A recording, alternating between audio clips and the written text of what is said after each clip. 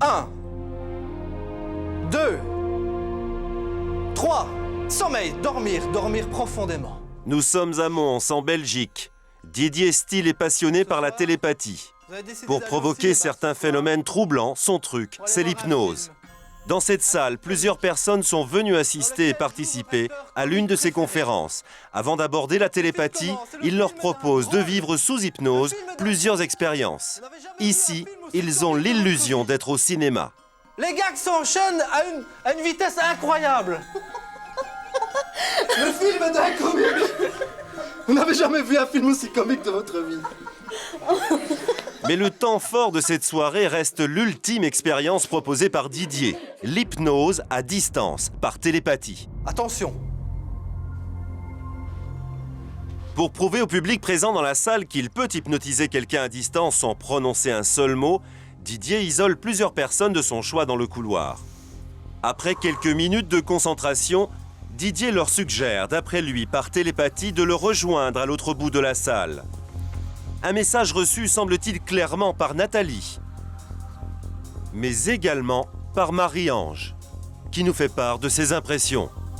C'est une sensation d'avoir fait quelque chose sans que je le veuille vraiment. Je sais pas, j'étais poussée, j'avais l'impression de vouloir rester là-bas, mais mes jambes, c'est vraiment l'impression que mes jambes s'en allaient. On est entouré, on ressent une chaleur, et on dirait qu'on va vers la source de chaleur. Marie-Ange semble surprise par l'expérience qu'elle vient de vivre. Mais selon Didier, nous serions tous capables de communiquer par télépathie. Pour moi, en tout cas, ce n'est pas un don. Je crois que tout le monde possède ça en lui. C'est un potentiel qui est peut-être caché chez pas mal de gens. À chacun de le développer et de l'utiliser à bon escient, en tout cas. À 33 ans, ce jeune ingénieur industriel vit avec sa famille tout près de la frontière française. Avec Martine, sa compagne, Didier affirme que la télépathie est même devenue un moyen de communication banal et presque quotidien qui leur aurait rendu service en de nombreuses occasions. Il suffit par exemple que ma femme aille faire des commissions et j'ai oublié de lui demander quelque chose. Il suffit que j'y pense fortement, mais c'est d'une manière tout à fait naturelle et sans volonté de ma part de communiquer avec elle. Et le soir, quand je rentre à la maison, eh bien, la chose à laquelle j'ai pensé eh bien, se trouve dans le paquet des commissions. Alors elle ne sait pas pourquoi elle a pris ça, pas forcément, mais bon, c'est là. Un truc qui arrive souvent d'ailleurs, c'est... j'oublie souvent mon GSM, hein, c'est simple. Et à mon travail, on peut malheureusement pas toujours téléphoner nous-mêmes. Donc je me dis, tiens, j'aimerais bien qu'il me téléphone. Et bien, dans les 5 minutes, il me téléphone. Il ne sait pas pourquoi il m'a téléphoné, mais il me téléphone. Pour apporter la preuve de leur témoignage, nous avons proposé au couple de faire un test de télépathie devant notre caméra. Séparés l'un de l'autre par quelques mètres, ils ont devant eux 5 cartes identiques apportées par nos soins. Ces cartes reproduisent des formes géométriques simples et très faciles à identifier. Voici un résumé de l'expérience telle qu'elle s'est déroulée.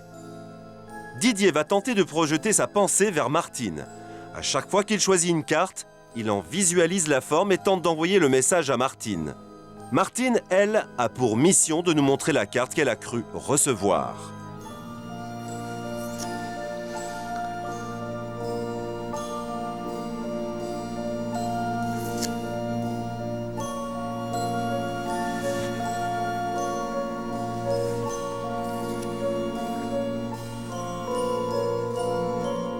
Après environ 5 minutes de concentration intense, Martine aura trouvé 3 des 5 cartes visualisées par Didier.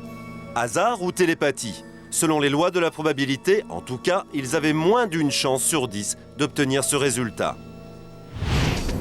À 1500 km de là, à Nice, vit une autre personne passionnée par la télépathie, Graziella. Comme Didier et Martine, Graziella se dit elle aussi très réceptive aux messages télépathiques depuis son enfance. Je me suis aperçue assez tôt de mon don de télépathie parce qu'au moment où les personnes disaient quelque chose, quand j'étais enfant bien sûr, j'allais le dire. Je pensais à quelqu'un, à des amis, et ils venaient voir mes parents à ce moment-là. Au moment précis où je pensais à eux, ils tapaient à la porte. En fait, j'ai comme l'impression de surfer sur les pensées. J'ai des exemples récents, par exemple avec une amie, j'étais sur Paris et elle voulait voir sa marraine. On s'arrête devant la porte d'entrée, il fallait le code. Et là, elle l'avait complètement oublié. Elle me dit, mon Dieu, j'ai pas le digicode, comment je vais faire? Et moi, je lui dis, ça serait pas le... Pour la petite histoire, je lui dis n'importe quoi, mais je lui dis, ça serait pas le 320 AZ, par exemple. Et elle me dit, mon Dieu, mais comment tu le sais? Elle le fait, c'était ça. Dans la vie de cette jeune artiste peintre, les exemples de télépathie seraient fréquents. Pour appuyer son témoignage, Graziella nous propose de rencontrer Gilles, son meilleur ami. Il y a plusieurs mois, Gilles et Graziella auraient vécu une expérience télépathique surprenante. Une nuit, je me réveille, j'arrivais pas à dormir. Donc j'ai pris un livre, j'ai bouquiné pendant un moment, essayant de trouver le sommeil. Et puis au bout de 20 minutes, je me suis dit, bon, je vais peut-être téléphoner à un ami. Et j'ai pensé à un ami, Gilles, j'ai dit, tiens, je vais l'appeler. Et j'ai regardé l'heure quand même, et il était 4 heures pile. Et je me suis dit, je peux pas le réveiller à cette heure-ci, c'est pas possible. Donc je me suis rallongée, et puis je me suis endormie un peu plus tard. Ça s'est passé pendant la nuit. D'un seul coup, un coup de téléphone me réveille. Il était 4 heures du matin. Le téléphone continue à sonner. J'étais complètement endormi, je me lève, je vais à mon téléphone. Je décroche et il n'y avait personne. À ce moment-là, je pense à Graziella. C'est la première personne à laquelle je pense. Et le lendemain matin, je l'ai appelé pour lui demander « Tu m'aurais pas appelé cette nuit à 4 heures du matin par hasard ?» Alors là, les bras me sont tombés, je me suis dit, c'est pas possible. J'ai dit, c'est extraordinaire ce que tu me dis, parce que précisément à 4 heures du matin, j'ai pensé t'appeler, j'ai regardé l'heure et j'ai pas fait à cause de l'heure. Graziella, Didier, bonsoir. Bonsoir. Merci d'être avec nous ce soir. Alors, on est d'accord, hein, c'est la première fois sur ce plateau que vous vous rencontrez. Oui. Tout à fait. Vous ne vous étiez jamais rencontrés auparavant. Non, jamais auparavant. En revanche, vous avez un point commun. Tous les deux, vous croyez à la télépathie. Oui. Et vous pensez être capable de transmettre ou de recevoir des émotions, des informations à distance. Tout à fait ça. D'accord. Alors, pour nous, vous avez accepté de tenter une expérience qui, je le crois, n'a jamais été tentée à la télévision. Nous avons placé des capteurs sur le corps de Graziella pour enregistrer ses pulsations cardiaques. Et à 1000 km de là, nous avons envoyé Didier ressentir des émotions assez fortes, puisque Didier, nous vous avons emmené sur le plus grand manège, la plus grande montagne russe d'Europe, tout simplement. Hein. Voilà, tout à fait. Au même moment, on avait des caméras complètement distinctes, les équipes ne savaient pas, il y avait une fourchette d'1 heure à peu près, un maximum, pour savoir quand les choses se passaient, mais vous ne saviez absolument pas ce qu'allait ressentir Didier, vous n'aviez aucune information, ni l'un ni l'autre. Les seuls éléments que vous aviez, c'était une photo. Une photo. Au dernier moment en plus. Au dernier moment. Je vous propose tout de suite de regarder cette expérience. Hein. Encore une fois, je le rappelle, à 1000 km de distance, sans jamais vous être rencontrés auparavant, vous avez essayé de transmettre vos émotions. On regarde ce reportage de Vanessa Pontet, assistée de Céline Dahan. Graziella et Didier vont se prêter ensemble à une expérience de télépathie sans se connaître. Et sans même se rencontrer, ils vont tenter de communiquer par la pensée à près de 1000 km de distance. Didier sera à Paris, Graziella à Nice. Il est 11h30, nous accompagnons Graziella dans un cabinet de cardiologie niçois. À notre demande, le cardiologue va la brancher sur un électrocardiogramme pendant toute la durée de notre expérience, soit environ 1 heure. L'élément essentiel de l'expérience d'aujourd'hui, c'est de voir s'il y a une répercussion sur le rythme cardiaque pendant votre expérience. Donc on peut s'attendre à des accélérations du rythme cardiaque, on peut s'attendre à des ralentissements qui sont le témoin du rôle du cerveau sur la régulation de la fréquence cardiaque et de l'activité électrique du cœur. De son côté, Didier arrive tout juste de Bruxelles. Nous le conduisons immédiatement dans le plus gaulois des parcs d'attractions, situé en région parisienne. Dans moins d'1 heure, il devra monter à bord du plus impressionnant Grand 8 d'Europe. Projeté à plus de 80 km/h avec 7 fois de suite la tête en bas, Didier essaiera d'envoyer son stress par télépathie à Graziella, qu'il ne connaît même pas. C'est pourquoi nous lui remettons la photo de Graziella. Il la voit donc pour la première fois et on se demande bien comment il va pouvoir communiquer avec elle. Maintenant que j'ai reçu la photo de Graziella, je vais me concentrer sur son image et je vais essayer de lui communiquer le stress dû à l'expérience télépathiquement. Même chose à Nice, où nous remettons la photo de Didier à Graziella. Chacun connaît maintenant le visage de l'autre. Didier et Graziella n'auront pas d'autres informations. La jeune femme ne saura même pas quel genre d'émotion Didier tentera de lui envoyer par télépathie. Je vais essayer de me concentrer sur sa physionomie en général. Si lui, de son côté, il regarde ma photo, logiquement, il y a un contact qui se fait. Ok, je suis prêt. On y va. Sans quitter des yeux l'image de Graziella, Didier se dirige maintenant vers la redoutable attraction.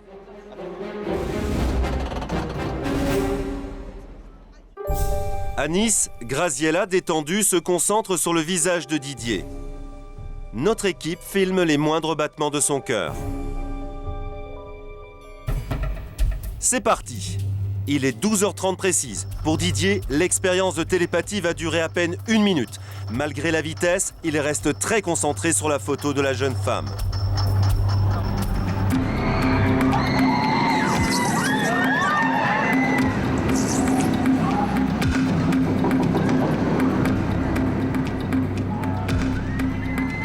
À 1000 km de là et précisément au même moment, surprise, Graziella est secouée de tremblements. Elle ne sait rien de ce que Didier est en train de vivre. Et pourtant, son corps semble bien réagir à quelque chose. J'ai des spasmes bizarres.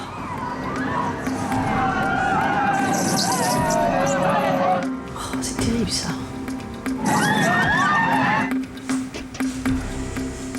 Après 1 minute de grand 8 effréné, pour Didier, l'expérience se termine enfin. Il est temps de lui demander ce qu'il a ressenti. L'image que j'ai pu avoir de Graziella pendant le trajet était assez nette, assez précise. Et je pense, en tout cas je pense, que j'ai pu lui transmettre quelque chose, en tout cas, des émotions, des sensations, quelque chose. Je n'ai pas eu d'image. Non, j'ai ressenti, comment dirais-je, ça m'a perturbée à un moment, comme quelque chose, enfin c'était désagréable, voilà. Le sentiment général, c'était désagréable. Ce n'était pas amusant, ce n'était pas drôle, ce n'était pas triste, mais ce n'était pas agréable, c'était désagréable. Et à un moment, je pense que j'ai dû avoir une peur, quelque chose qui m'a fait peur, parce que j'ai eu comme une décharge d'adrénaline. Vous voyez, voilà, c'est la seule chose que je pourrais donner. Après avoir relu attentivement l'enregistrement de l'électrocardiogramme, le médecin interprète devant nous les résultats. Vous voyez sur cet enregistrement qu'aux alentours de 12h30, alors qu'elle était parfaitement régulière, tout comme l'ensemble de l'examen, elle a eu une petite phase de tachycardie où le cœur s'est brutalement accéléré pendant une période assez courte. À l'évidence, elle a fait un petit trouble du rythme que nous avons enregistré, qui se voit généralement lorsqu'on a un stress ou une émotion forte. Et je crois que vous l'avez vous-même ressenti, oui, puisque vous m'avez dit... J'ai eu le cœur qui s'est emballé. Voilà, vous avez eu un sentiment de palpitation, d'un emballement cardiaque. Vous ne l'avez pas inventé, puisque nous l'avons parfaitement documenté. Ça a été très court, hein. C'est l'histoire d'une dizaine de complexes cardiaques que l'on voit dans certaines circonstances de stress, d'émotion. Et ça peut correspondre peut-être, ça c'est pas moi qui peux juger, à quelque chose de paranormal. Aurions-nous réellement la capacité de communiquer par la pensée ? Comment expliquer l'étonnante variation du rythme cardiaque de Graziella constatée par le médecin au moment précis où Didier était sur le Grand 8 à 1000 km de la jeune femme ?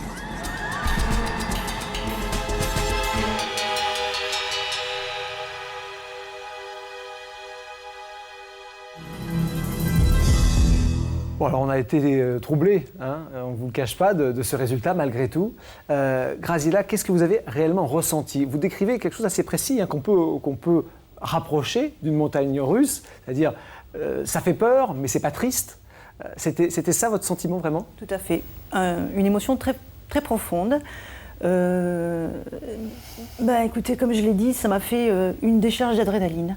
En fait, je pense maintenant, j'ai vu le reportage. C'est vrai que le Grand 8, c'est génial. Ouais. Et c'est une impression maintenant. Je pense que c'est quelque chose que j'aurais pu ressentir comme ça aussi. C'est pas mauvais, c'est pas triste. Mais par contre, c'est un stress. Alors, la perturbation qui a troublé notre cardiologue, la perturbation du rythme cardiaque, dure quelques pulsations. Hein. C'est très court. Or, l'attraction est un peu plus longue que cela. Comment vous expliquez, comme ça, en réaction, à chaud, que votre réaction était relativement courte, alors que l'attraction dure plus longtemps? Je pense que ce qui aurait été intéressant dans cette expérience, mais je pense que ça ne doit être pas faisable, c'est que lui, il aurait été relié par des électrodes. Peut-être qu'au moment où il a eu également une décharge d'adrénaline, c'est peut-être ce que j'ai ressenti. Parce que lorsqu'on est sur un Grand 8, on n'est pas constamment, j'imagine, avec une tachycardie, c'est pas possible. Je pense que j'ai peut-être capté ce moment-là. Didier, vous avez dit quelque chose d'étonnant aussi à la fin du reportage, c'est que vous étiez à peu près certain que vous aviez réussi à transmettre quelque chose. Comment vous pouvez avoir ce sentiment, cette conviction ? En fait, à partir du moment où, pendant l'attraction, toute la durée de l'attraction, j'avais réussi à visualiser le visage de Graziella, je suis presque certain que tout ce que je peux ressentir ou toutes les idées que je pourrais émettre vont atteindre la personne, donc, et ici notamment Graziella. Pour vous, est-ce que tout le monde peut le faire ? Est-ce que vous pouvez envoyer des informations ? En ce qui me concerne, je pense qu'il n'y a rien de surnaturel à tout ça. La télépathie ou autres phénomènes dits paranormaux ne sont régis que par des lois naturelles, qui, c'est vrai, ces lois, nous ne les connaissons pas bien ou nous les connaissons mal, ou pas du tout, mais qui existent. Je crois que tout le monde peut avoir accès à ces phénomènes pour peu qu'il y prête attention, qu'il s'y intéresse et qu'il aille chercher au plus profond de lui-même. C'est de la concentration ? C'est de la concentration, oui. Ce sont peut-être des techniques un peu particulières, de la respiration, de la visualisation. Docteur, les scientifiques se sont penchés sur le phénomène et jamais ça n'a été prouvé scientifiquement. Jamais on est arrivé à le mettre en évidence. Et là non plus. Ah bon ? Non, pas du tout. Je crois que déjà, il faut, dans ce cas tout à fait quand même étonnant, hein, il y a déjà deux personnalités qui croient très très fort à ces dons, enfin, que vous pensez avoir. Donc déjà, vous êtes dans une condition psychologique qui est déterminée. Ensuite, il y a cette expérience. Alors cette expérience, on a constaté pendant quelques secondes, hein, n'oublions pas que c'est quelques secondes, un petit trouble du rythme, mais tous les cardiologues vous diront que quand on enregistre pendant 24 heures un électrocardiogramme chez quelqu'un et qu'on regarde après ce qui s'est passé, dans beaucoup de cas, on observe des manifestations de quelques secondes. Donc ça, c'est quelque chose qui arrive couramment.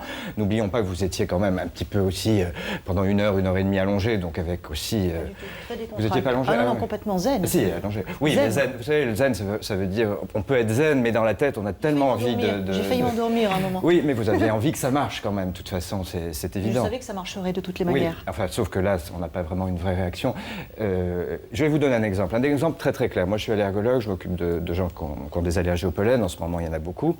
Et c'est vrai que j'ai constaté 2-3 fois chez certaines personnes, en plein hiver, une personne allergique au pollen, donc il n'y a pas de pollen dans l'environnement, donc ça c'est... va au cinéma. Et au cinéma, voit un film avec un champ de pollen et se met à éternuer. Donc, juste pour dire simplement qu'on arrive, on a une telle détermination qu'on peut arriver dans certaines situations inconsciemment. Là, je parle inconsciemment. Voilà, c'est l'autosuggestion. Donc, je parle plus d'autosuggestion. La seule chose qui nous a troublés, c'est que, c'est vrai, il y avait 1 heure de battement. Or, on a véritablement, il n'y a pas de contact. Une petite part d'inconnu. C'est exactement le même moment. Ça, les sons seraient ouverts. Alors à ce moment-là, ce qui serait intéressant, c'est de reproduire l'expérience sur une dizaine ou une quinzaine de personnes, effectivement, bon, d'aller un petit peu plus loin. Mais je crois que ça s'explique sur un plan médical et psychologique assez simplement. En tout cas, là, ça ne prouve pas avec certitude. Mais si on a envie d'y croire, on peut y croire. Ce qui est troublant, c'est qu'en effet, c'est que ce soit juste au même moment. Donc même si c'est de la suggestion, c'est quand même troublant que les deux suggestions se soient produites au même moment. Nous ne connaissons absolument pas à l'avance, ayant simplement une photo. Il y a un petit doute, il y a un petit trouble, effectivement. Reproduisons, si vous êtes d'accord, l'expérience sur 500 personnes. Ce que j'allais vous proposer, sur 500 personnes... Je peux me permettre de dire quelque chose qui n'a pas été dit. C'est que cette expérience, elle a réussi, elle a eu quelques ingrédients, des facteurs de réussite. C'est-à-dire, on a trouvé le bon émetteur, on a trouvé le bon récepteur. Et ça, en télépathie, on l'oublie souvent. Donc cette fois-ci, il y avait vraiment tout qui était réuni pour réussir. Merci Didier et Graziella, bien évidemment, d'avoir tenté cette expérience avec nous. Et puis je vous donne rendez-vous plus tard pour peut-être refaire d'autres choses. Docteur, merci, on continue ? Vous avez sans doute entendu parler des jumeaux astro, des personnes qui sont nées la même année, le même jour, le même mois et à la même heure. Michel, que vous allez découvrir maintenant, voulait absolument rencontrer ces jumeaux astrologiques. Cette démarche, pour le moins originale, a tout simplement changé sa vie. Un reportage d'Héloïse Beauvais. C'est un contact direct avec l'autre, comme si on le connaissait depuis des années. Voilà. C'est-à-dire, vous rencontrez une personne, c'est pas une rencontre, c'est quelqu'un que vous connaissez déjà. C'est une continuité. Je veux dire, c'est fou, c'est vraiment fou. Michel et Annie sont jumeaux astro. Ils sont nés la même année, le même jour, à seulement 15 minutes d'intervalle.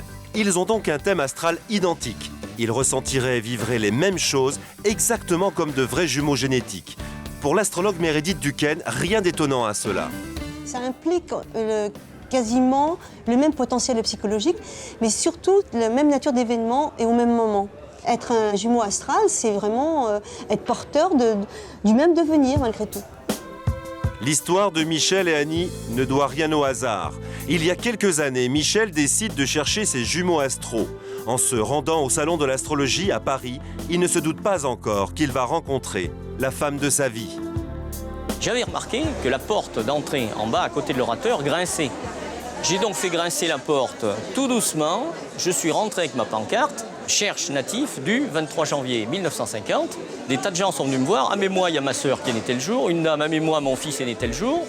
Et puis j'ai récolté comme ça une dizaine de dates. Une audace qui lui permet de rencontrer Annie, née elle aussi le 23 janvier 1950. Mais leur rencontre a-t-elle été pour autant dictée par les astres? Le signe du Verseau, ce sont des gens qui ont de l'originalité et qui poursuivent leurs idées jusqu'au bout. Parce que par exemple, avec des gens qui sont du signe de la Vierge, ce genre d'affaires n'aurait pas été possible. Être un jumeau astral dans un couple serait alors le gage d'une véritable harmonie. L'astrologue Meredith Duquesne affirme même qu'un lien paranormal peut se créer. Lorsqu'on est jumeau astral, il y a vraiment une très très forte probabilité de télépathie, puisqu'en fait on a la même énergie, on pense, on agit, on fait beaucoup de choses de la même façon. Donc c'est vrai qu'on n'a pas besoin de se parler souvent. On n'a pas du tout besoin, c'est vraiment médiumnique, télépathique. Ça c'est quelque chose de très troublant justement. Et Michel et Annie le confirment. Curieusement, ils auraient les mêmes problèmes physiques, les mêmes maladies, et cela au même moment. On a les chevilles sensibles tous les deux. On a tendance à avoir mal de gorge aussi tous les deux. Un autre point commun, c'est qu'on a un point sensible au niveau de la vésicule, mais il nous arrive d'avoir mal en même temps, peut-être à 5 minutes, 10 minutes d'intervalle, mais c'est en même temps. Si bien qu'on a pris l'habitude, quand il y en a un ou deux qui a quelque chose, on demande à l'autre, toi, t'as pas mal à tel endroit, parce que là, moi, je sens ça. Encore plus étonnant, et toujours comme de vrais jumeaux, Michel et Annie ont un secret, une particularité physique inexpliquée. Regardez ma main gauche. Et Annie va vous montrer sa main droite. Alors regardez ce truc extraordinaire. On a déjà un truc rare. Moi, j'ai une ligne comme ça en travers. Et Annie a une ligne en travers là aussi. Nos mains sont quand même ressemblantes. Et j'espère qu'il y a des gens qui, un jour, pourront nous éclairer là-dessus. Alors, comment expliquer tous ces phénomènes? L'astrologue reste persuadé que tout est écrit dans le ciel. Ça ne peut pas être le hasard parce qu'on va avoir une sorte d'horloge en fait, qui va permettre de définir les événements en fait, de la vie de quelqu'un, qu'on peut lire dans les étoiles, enfin, dans les planètes. Meredith Duquesne, bonsoir. Bonsoir. Merci d'être avec nous ce soir. Annie Pedot, Michel Drault, bonsoir. Bonsoir. Alors, ce qui est sûr, que l'on croit ou pas à l'astrologie, c'est que votre histoire est une très belle histoire, très romantique. Mais sincèrement, Michel, qu'est-ce qui vous a pris d'un jour aller chercher les gens qui sont nés le même mois, la même année, à la même heure et le même jour que vous? Et je me suis dit, tiens, je vais chercher mes jumeaux astrologiques partout sur la planète. Mais au départ, vous ne cherchiez pas particulièrement la femme de votre vie, c'était chercher les gens qui sont nés le même jour que vous. Je cherchais les gens qui sont nés le même jour que moi. Mais Michel, il n'y a pas de sentiment là-dedans. Or, à l'arrivée, il s'est passé quelque chose. Il y a des gens dans l'histoire qui ont vécu des histoires d'amour phénoménales. Bon, quand on va regarder leur thème, on s'aperçoit qu'il y a des relations extrêmement particulières.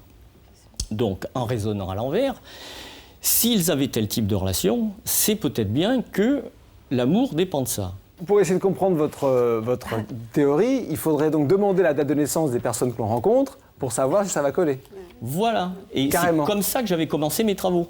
Ça casse le romantisme un peu quand même. Pas du tout, pas du tout, ça casse pas le romantisme. Pas du tout. On perd moins de temps. Et c'est beaucoup plus puissant. Là, on a un vécu total. Vous êtes sans doute très très proches et vous avez plein de choses en commun, mais moi comme ça, en vous fréquentant depuis quelques secondes, j'ai l'impression que vous êtes totalement dans vos calculs mathématiques et vous, beaucoup plus romantique, beaucoup moins cartésienne, beaucoup moins etc. Ah oui, est-ce que vous avez l'air d'avoir des différences quand même? C'est la différence masculin-féminin aussi. C'est la différence masculin-féminin. Et les choses plus troublantes, c'est lorsque vous parlez des petits pépins de santé ou des douleurs qui vous ressentent en même temps. Là, ça devient plus étrange. Si jamais vous tombez malade, Annie va tomber malade? Non, il faut pas simplifier comme ça. Mais il y a eu un événement particulier, justement. Là, moi, je viens d'aller passer 2 mois en Inde. Et j'ai vécu des choses particulières. Et les jours où j'ai été malade avec de la fièvre, il a été obligé de faire demi-tour. Il n'a pas pu aller au collège, il a été malade. Voilà. Il est allé chez le médecin. Et là, il s'est arrivé 3 fois de suite pendant que j'étais en Inde, à des dates différentes. Et là, ça nous a même surpris tous les deux. Voilà. Docteur. Moi, je vois surtout un couple qui a l'air de s'aimer, en tout cas, qui est très proche. Et est-ce que, en dehors de cette théorie astrologique, vous auriez pu quand même vous rencontrer, j'imagine aussi. Bon, il y a eu cette démarche, mais on sent que vous êtes très proches, que vous vous aimez, qu'il y a une sorte de fusion, on le sent. Donc à partir de là, c'est vrai que quand il y a fusion, on le sait tous qu'il arrive souvent des événements ou qu'on prédit certains événements, ça c'est certain. On ne tombe pas forcément malade ensemble. Alors malade, là je voulais y revenir quand même, parce que c'est vrai que, bon, avoir une banale angine, une angine, bon, on sait que ça peut s'attraper assez facilement quand même, il faut être un petit peu... si vous me parliez effectivement de maladies génétiques, de maladies un peu exceptionnelles, on pourrait évidemment, comme ça se passe entre certains jumeaux génétiquement parlant, mais de banales maladies, bon, ça peut concerner 10-20% de la population à un certain moment de l'hiver ou de l'année. Hein. Meredith, vous êtes astrologue. Donc vous êtes plutôt proche de l'opinion de Michel. Oui. Cela dit, il y a quand même beaucoup de couples qui sont ensemble et qui ne sont pas jumeaux, astrologiquement parlant. Pourtant, ça marche. Oui, bien sûr, mais c'est qu'en fait, on va comparer, à ce moment-là, on va prendre effectivement 2 thèmes, on va les comparer, et il y a des points de rencontre. Par exemple, il y a des gens qui vont très très bien communiquer, et des gens qui vont avoir une entente physique exceptionnelle, qui vont avoir une entente intellectuelle moins exceptionnelle. Et en fait, c'est sur la durée qu'effectivement, quelquefois, le couple va se défaire, parce que effectivement, ça va commencer sur quelque chose de beaucoup plus piquant, et puis ça va s'éroder, parce que justement, via l'entente, sera moins forte en fait. Je voudrais vous remercier tous les deux de nous avoir parlé de votre expérience, pas banale, et plutôt sympathique, mais on va aller un peu plus loin avec Meredith justement, parce qu'on a tenté l'expérience. Ce qui vous est arrivé nous a quand même troublé. Alors on a mis un petit peu Meredith sur le grill. Meredith, nous vous avons donné le signe astral de Sophie. Et nous avons organisé des rencontres entre Sophie et 4 jeunes garçons. Vous ne les avez pas vus physiquement, vous aviez juste leur nom, leur date de naissance, ce qui vous permet de travailler. Oui. Et on vous a demandé, voilà, Sophie va rencontrer individuellement chacun de ces 4 garçons, avec lequel va-t-elle le mieux s'entendre.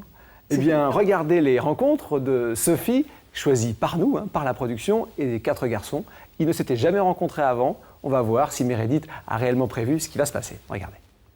Cette jeune femme s'appelle Sophie. Elle va devoir choisir entre ces 4 garçons qu'elle ne connaît pas. Xavier, Guy, Yvan et Yves. Sans jamais les voir, l'astrologue Meredith Duquesne va tenter de prédire lequel aura la préférence de Sophie. Son seul et unique outil pour cela, leur thème astro. Sophie est donc née sous la combinaison astrale Balance, ascendant Sagittaire. Alors c'est quelqu'un qui aime bouger, qui aime être entouré, qui déteste la monotonie, qui a absolument besoin d'être toujours en mouvement, qui adore la fête, qui sait communiquer, qui peut s'adapter, mais qui manque en fait d'assurance, alors qu'en fait les gens pourraient penser le contraire. Sophie n'aura que quelques minutes pour faire connaissance et désigner celui dont elle se sent le plus proche. Pour l'astrologue, la réponse se trouve déjà inscrite dans les astres. C'est vraiment avec Guy, qui lui est Verseau, ascendant Sagittaire, que le potentiel de rencontre est le plus évident. Ce sont 2 personnes en fait qui vont tout de suite se comprendre. Il ne reste plus qu'à vérifier la prédiction de l'astrologue. Sophie a rendez-vous avec Guy. Il est Verseau. Pour l'astrologue, c'est normalement avec lui que Sophie aura le plus d'affinité. Alors moi, je dis toujours au 5S. Santé, sous, sexe, soleil, succès. Je connaissais même pas ça. Moi. C'est moi qui l'ai inventé. Qu'est-ce que tu fais? Je suis comédien, danseur. Comédien, danseur? Oui. Bravo. Tout à fait. Non, j'adore danser. Oui, mais on peut aimer tout en ne sachant pas. Je sais un petit peu. Ah, alors ça, c'est parfait. Première passion en commun, la danse. L'astrologue aurait-elle vu juste? Sophie semble vouloir en savoir plus. Dans le partage des tâches? À la maison, par exemple. Alors, je vais te dire une chose, c'est que souvent... Tu es l'homme aussi qui rentre, qui met ses petits chaussons, qui s'installe devant son foot. Oui, pépère tranquille. Quelle horreur. Je cuisine, je sais faire en fait les tâches ménagères. C'est fantastique. Faire la bouffe, mais j'ai mes petits défauts aussi, mais je peux pas le dire. Tu fais les courses aussi? Bien sûr. Ah, quand même, hein. Il y a beaucoup de choses positives. Guy est quelqu'un aussi très indépendant, mais il a en fait une énorme tolérance aux autres, notamment pour les femmes. C'est quelqu'un d'assez rassurant.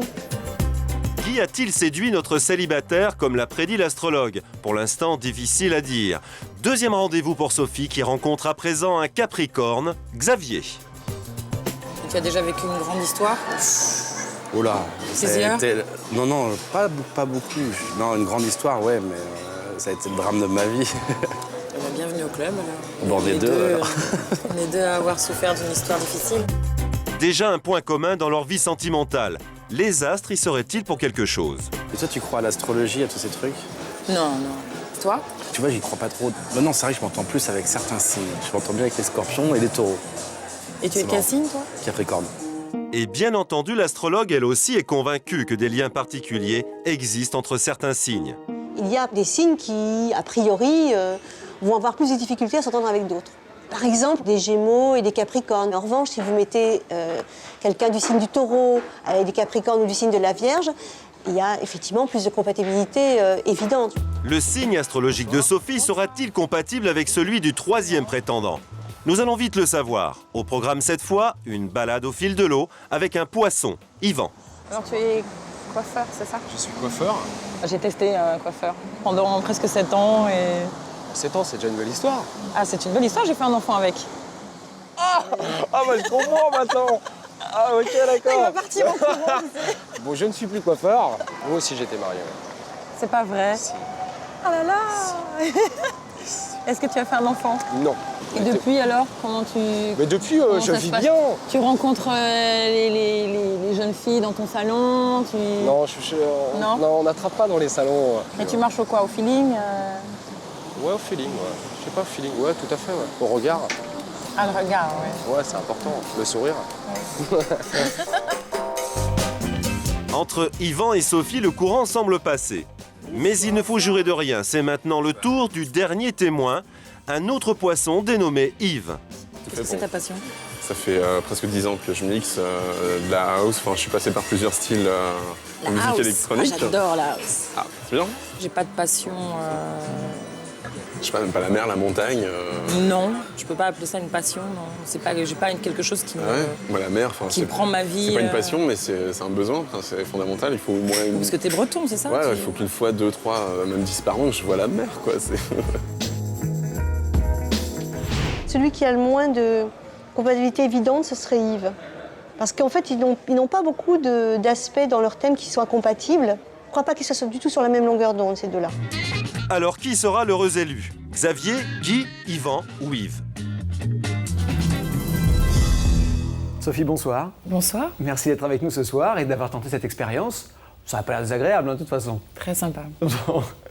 On va d'abord commencer à discuter avec Meredith, qui a planché sur ces thèmes. Alors, on va les reprendre un par un. Ils sont à côté. Dans les loges, on est en train de les filmer. On va commencer par Guy. Racontez-nous un petit peu ce qui, selon vous, se passe entre eux. Écoutez, moi, lorsqu'ils se rencontrent, a priori, en fait, j'avais l'impression qu'ils étaient des personnes qui avaient à peu près la même énergie, le sens de la liberté, enfin, de l'ouverture, de la communication. C'était votre favori, Guy, alors vous me l'avez dit dans le sujet. Oui, absolument. Je pense qu'on va dire que c'est pas mon favori, c'était le potentiel pour moi. D'accord. C'est là où les planètes, en fait, fonctionnaient le mieux. Xavier, qui est également là. Alors, Xavier Capricorne, ascendant Balance, je le trouvais un petit peu, pour moi, enfin, par rapport à Sophie, un petit peu trop introverti. Et donc, en fait, j'ai tendance que la communication serait plus lente et un petit peu plus compliquée. Mais, je veux dire, en même temps, je tiens à préciser que toute relation, en fait, se construit et doit s'établir. Donc, c'est vrai qu'a priori, c'était pas là où j'aurais donné le gagnant, mais bon. D'accord. Yvan?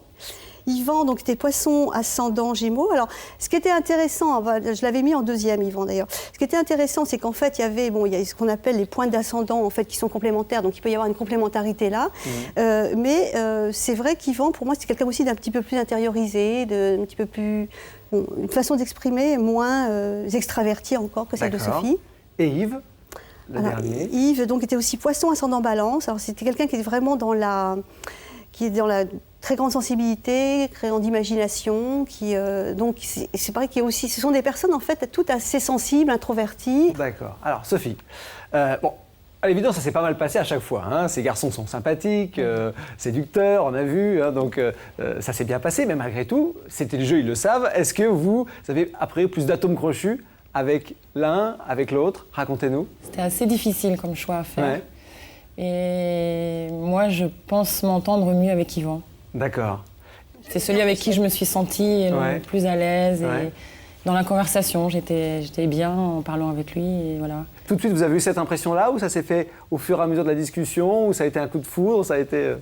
Il ne s'agit pas de coup de foudre. D'accord, c'est l'atome crochu, exactement. Voilà, non, vraiment, c'était un feeling. Et ben, on va demander donc à Yvan de venir sur le plateau. Hein, il va nous rejoindre parce que c'est intéressant de discuter avec lui. Et puis, on va discuter avec Meredith. Alors, Meredith, comment vous expliquez que Guy, que vous aviez mis favori, a priori, pour Sophie, c'est pas exactement ça. C'est que moi, il avait un potentiel plus important. J'ai l'impression qu'ils avaient communiqué plus vite. Mais c'est vrai que ce que j'ai vu dans le sujet, peut-être qu'il a en fait été, à mon avis, trop vite. C'est-à-dire qu'en fait, c'est peut-être aussi le défaut d'ailleurs de Guy. C'est-à-dire qu'en fait, je l'ai trouvé un tout petit peu brutal dans sa façon en fait d'opérer et qui certainement, effectivement, a fait reculer un tout petit peu, enfin, à mon avis, Sophie.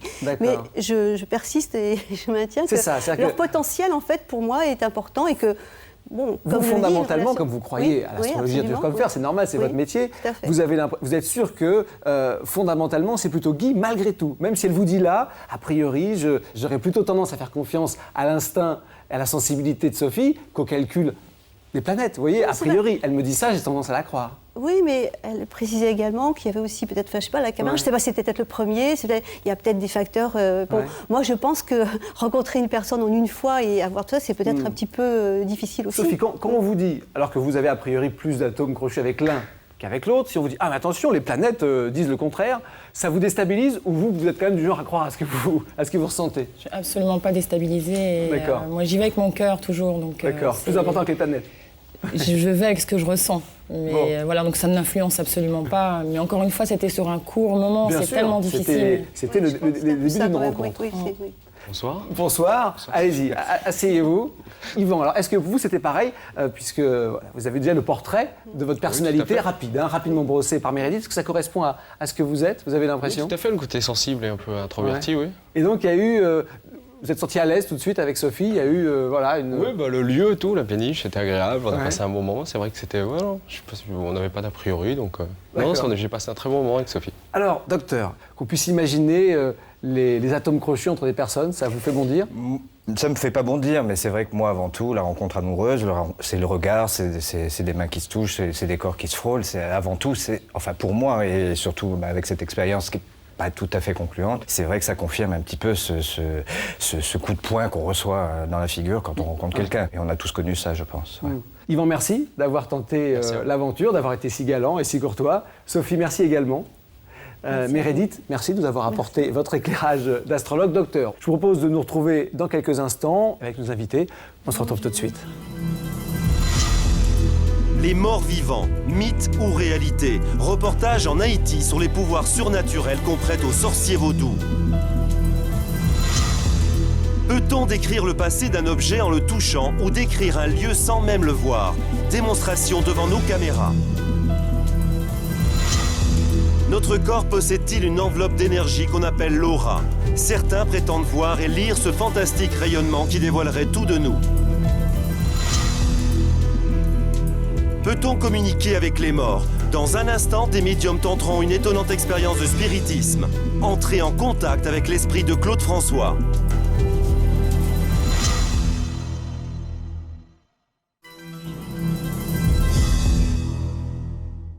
Voilà, retour sur le plateau de Normal Paranormal, toujours avec le docteur Ordet, qui est notre scientifique. Si dans le paranormal, on parle souvent de voyance, de spiritisme ou de télépathie, on parle en revanche beaucoup moins de l'aura. Pourtant, certaines personnes sont persuadées que nous dégageons tous quelque chose d'invisible à l'œil nu, mais qui révèle notre personnalité, notre humeur et même nos douleurs passées. Rosine Branly affirme pouvoir lire cette aura qui se dégage de chacun de nous. Nous l'avons donc mise à l'épreuve. Un reportage de Sylvie Alonno. On peut, paraît-il, tout savoir, ou presque, de quelqu'un grâce à son aura. L'aura, une enveloppe d'énergie invisible autour de notre corps, censée refléter notre santé ou nos états d'âme. Rosine affirme la voir et la sentir. Vous, ce qui est intéressant, c'est que vous êtes un bouillonnant, un créatif, il y a énormément d'idées. Alors là, il y a du bleu, il y a du jaune, il y a tout un tas de choses. Le problème, parfois, justement, ce que je sens là, au niveau d'une écoute, c'est-à-dire que vous n'êtes pas toujours à l'écoute de votre intuition. Bon, là, il y a des lourdeurs sur le plan affectif. Il y a du décalage. Là, il y a du bobo sur le plan sentimental et en même temps, un besoin de redémarrer. C'est-à-dire que vous avez besoin d'être amoureux. C'est complètement ça. Hein. Grâce à Laura, Rosine prétend décrire le passé, l'avenir et les problèmes médicaux ou psychologiques. Grâce au pouvoir de ses mains, comme elle dit, elle prétend alors aider ses clients en modifiant leur aura. Laura, vous ne pouvez pas la voir sur ces images, mais Rosine, elle, affirme qu'elle peut voir ceci autour de vous. Une sorte de cocon lumineux et coloré. Ça fait comme un œuf tout autour de la personne et un œuf dans lequel il y a toute une vie, il se passe des tas de choses et on voit, alors il y a des volutes, parfois il y a des trous parce qu'il y a des gens qui ont des manques sur le plan énergétique ou des blessures sur lesquelles ils ont cristallisé. Alors effectivement, moi je mets les mains dans l'œuf, si je puis dire, parce que j'ai besoin de sentir le chaud, le froid, les petits, parfois c'est comme des petites espèces de petits frislis qui indiquent qu'il y a quelque chose sur le plan organique et qu'il y a un problème de santé qui est en préparation. C'est ce que je vois, oui. Là, vous êtes en train de descendre son aura. Oui. Et alors, ça réagit très bien. L'aura de Vincent serait décalée vers le haut. Et pour Rosine, pas de doute, c'est ça qui l'empêche d'être concentrée dans son travail. Il y a des gens qui sont extraordinairement lumineux et que c'est vraiment un plaisir de les regarder. Et puis, il y a des gens qui sont gris. Puisque Rosine affirme lire dans l'aura comme dans un livre ouvert, nous décidons de la mettre à l'épreuve dans des lieux publics. Premier test, la sortie du métro. Mais très vite, Rosine est confrontée à un problème. Les gens se mettent en restriction d'aura. Là, à ce moment-là, leur œuf, ils ne peuvent pas l'étendre. Et pour pas effectivement être trop en contact les uns avec les autres, ils se ferment, ils se robotisent. D'ailleurs, tout le monde le dit, dans le métro, on est rarement bien. Là, on a encore de la colère. Oh là là, et colère, et violence, et agressivité. Et alors là, quelqu'un de pas du tout ouvert sur les autres. À la sortie du métro, il semble difficile pour Rosine d'analyser des auras qui, d'après elle, se ressemblent toutes. Mais dans la nature, elle se sent tout de suite beaucoup plus à l'aise. Ici, l'aura des gens reprendrait des couleurs et serait plus lisible, du moins pour Rosine. Et curieusement, il y a même une couleur dominante. La couleur verte dans l'aura, c'est les moments où on a besoin de guérir des choses en soi, de calmer des choses en soi. Et c'est pas par hasard qu'on vient dans la nature chercher du vert, justement. C'est un petit peu pour complémenter sa propre aura. Tout à coup, Rosine va nous surprendre. Elle désigne un homme assis sur un banc à 100 mètres de là. Un coup d'œil lui suffit pour nous donner des informations étonnantes. A priori, je vois un monsieur qui a l'air très fatigué, là, assis sur le banc. Il est visiblement dans une période où il a eu à subir beaucoup de stress, beaucoup de tension. Et quand, en fait, les enfants s'approchent de lui, il y a un transfert d'énergie et visiblement, ça lui fait du bien d'être là, d'être tranquille dans une zone de détente. Et il a bien fait de venir. Mais on voit, dès que les enfants s'éloignent un peu, il revient dans cette énergie de fatigue. Nous décidons de nous approcher pour vérifier. Ce qu'elle vient de dire, c'est tout à fait vrai. C'est une période de travail intense et je suis un peu crevé. Et je viens quand même au bois pour sortir un peu les enfants et qui s'amusent un petit peu. Et vous êtes épuisé? Ah, complètement, je ne sais même pas si je vais pouvoir me lever. On a bien vu en tout cas au départ. Stupeur pour cet homme que Rosine a su décrypter. De dos et à une telle distance, il était pourtant impossible de deviner une telle lassitude.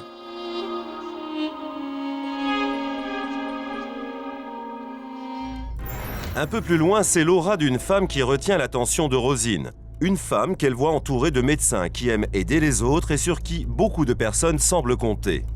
Cette dame qui est assise sur le banc en noir, j'ai senti le fait qu'elle va être obligée de s'occuper de beaucoup de personnes qui peuvent être ou des personnes malades à soutenir ou des gens accompagnés chez des médecins. Enfin, dévouement, don de soi, énergie, prise en main de la vie d'autres personnes. Une fois de plus, nous vérifions auprès de l'intéressé. C'est vrai ce qu'elle dit? Oui, c'est vrai. Je suis tout à fait responsable dans mon travail. Je suis médecin et très investie dans ce que je fais. Apparemment, Rosine a parfaitement senti le lien entre cette femme et le monde médical. Mais voit-elle réellement l'aura ou a-t-elle un sens exacerbé de l'observation? Ultime test. Nous avons décidé de présenter à Rosine ces deux jeunes femmes. Il s'agit d'Alexandra et de Virginie.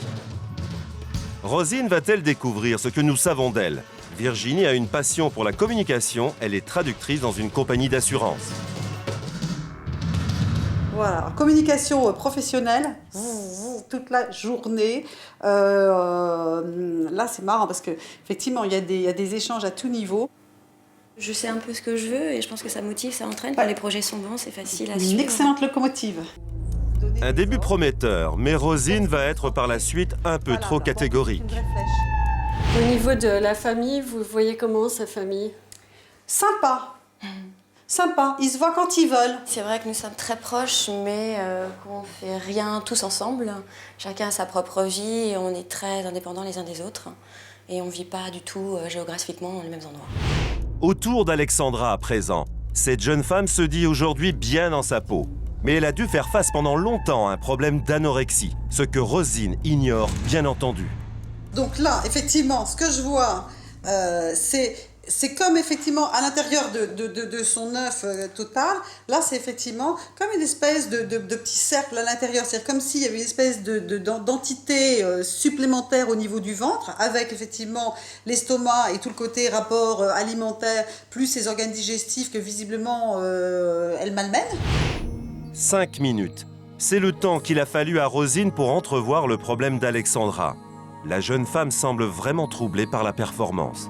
Au niveau de la nourriture, oui, ça m'a bluffé parce que c'est vraiment quelque chose qui est présent depuis longtemps et je pense qu'il est encore loin de disparaître. Donc c'est vraiment quelque chose qui est présent dans ma vie. Donc c'est intriguant que vous l'ayez vu tout de suite et c'est un peu flippant d'ailleurs.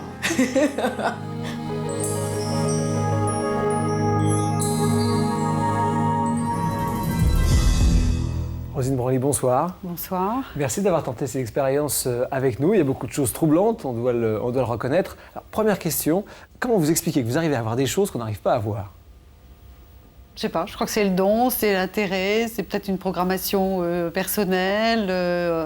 Bon, moi j'ai vécu dans un milieu familial qui favorise un peu le développement de l'intuition, malgré un père médecin et soi-disant rationnel. Et vous visualisez bien autour de chacun d'entre nous des couleurs. Là, au moment où vous nous parlez... Quand je le veux, quand je me concentre quand je veux. Parce qu'effectivement, sinon, ce serait de la folie d'être là sans arrêt en train de voir... oui, il faudrait des lunettes de soleil, quoi. Oui, non. Mais par exemple, la semaine dernière, j'étais à un concert et c'était quand même assez sympa de voir la jolie énergie qui est dégagée par les gens qui écoutent de la musique, qui sont dans la joie, qui sont dans le bonheur. Vous branchez quand vous voulez. Parce que, voilà, c'est ça. Oui. Et alors, pourquoi vous faites ces gestes d'ailleurs autour des... J'ai besoin de sentir. Alors, je sens la densité, il y a du chaud, il y a du froid, il y a des petits trous. Ça me permet effectivement d'être... Vous sentez vraiment des choses dans les mains? Complètement, et c'est au niveau des mains. Et tous, on dégage quelque chose?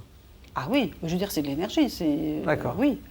Bon, on va revenir un petit peu à tout ça pour essayer de me comprendre. Docteur, j'aimerais avoir votre réaction parce que c'est quand même spécial. Hein. J'ai envie de réagir. Bon, moi, je vais dire tout simplement déjà que Roselyne, vous avez une capacité d'observation qui est de toute façon exceptionnelle et très flagrante. Parce que les exemples qu'on a vus, moi, ils ne m'émeuvent pas du tout. Même de dos, là, quand on voit la personne de dos, elle dit... De dos, moi, je vois quelqu'un qui est un jour dans un parc un peu avachi, qui a ses enfants, qui semble un petit peu tristos. Il y a 3 chances sur 4 pour qu'il soit pas en forme et qu'on lui pose la question, ça va, mon vieux? Non, ça va pas, je suis pas très en forme. De là à parler d'aura, bon voilà, je sens que comme tout... Vous pensez plus à une sensibilité, une psychologie... Un sens aigu de l'observation, mais on arrive au même... Tout à fait, mais je dis pas, on arrive aux mêmes conclusions, absolument. D'accord. Ce qui est fascinant avec Roselyne, c'est... sa rapidité d'analyse. Elle va très très vite. Alors moi, justement, j'ai la même, je suis désolé. Hein. D'accord. On va voir. Elle accepte, je crois, de tenter une expérience avec vous, tout simplement. Donc quelqu'un qui, justement, vous allez essayer de voir l'aura du docteur. Hein. C'est bien ça, hein, ce qui dégage. Si, bien. Vous voulez bien? Oui. Bon, allez-y. Levez-vous, parce que je crois que c'est debout que ça se passe. Hein. Oui. Donc on vous laisse faire. Oui, installez-vous. On vous écoute. Et vous m'encadrerez alors. Alors, pas forcément. Vous voyez quelque chose là? Non, j'ai besoin de prendre contact avec lui, déjà.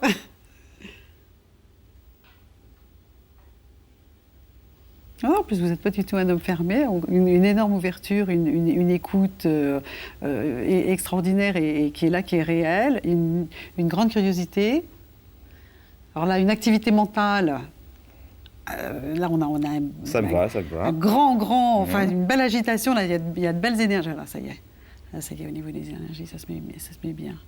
Ouais, une communication un petit peu énergique, c'est-à-dire que, je veux dire, bon, là, effectivement, je vous ai vu vous exprimer, mais visiblement, c'est un modus assez habituel, où vous êtes très franc, très direct. Une belle énergie. Hein. Vous êtes en forme, hein, physiquement. Non, je suis très fatigué. Non, de façon générale, Oui, je veux dire. oui, non. Je veux dire, on peut vous faire triglycérides et cholestérol, vous êtes bien. C'est vrai, j'ai fait un bilan, il est normal. Impeccable. Hein. Puis alors, c'est pas... Enfin, je veux dire, c'est quelque chose d'assez habituel, c'est une énergie foncière. Voilà. Non, là, c'est bien. C'est-à-dire qu'il y a des ruptures, il y a des cassures avec des gens du passé qui sont faites, qui sont bien faites intérieurement. Là, vous avez bien évacué les choses, c'est clair. C'est-à-dire vous êtes clair avec vous-même, clair avec votre passé. Vous n'êtes pas quelqu'un qui... Rupture avec des gens du passé, non. Non, mais des gens qui sont sortis de votre vie et sur lesquels, bon, ça y est, c'est fini, ils sont sortis. Non, et tous ceux vous qui n'avez pas étaient ce dans ma côté vie sont nostalgique. toujours là, non. Vous n'êtes pas quelqu'un qui s'acharne à avoir des chagrins redondants. On a une bonne énergie physique et c'est intéressant parce que vous avez une super énergie mentale. Ça roule, ça pulse, il y a des projets, il y en a dans tous les sens et encore pour un bon moment, je veux dire, ça c'est quelque chose d'assez naturel. D'accord. Je vais faire mon interprétation. Merci.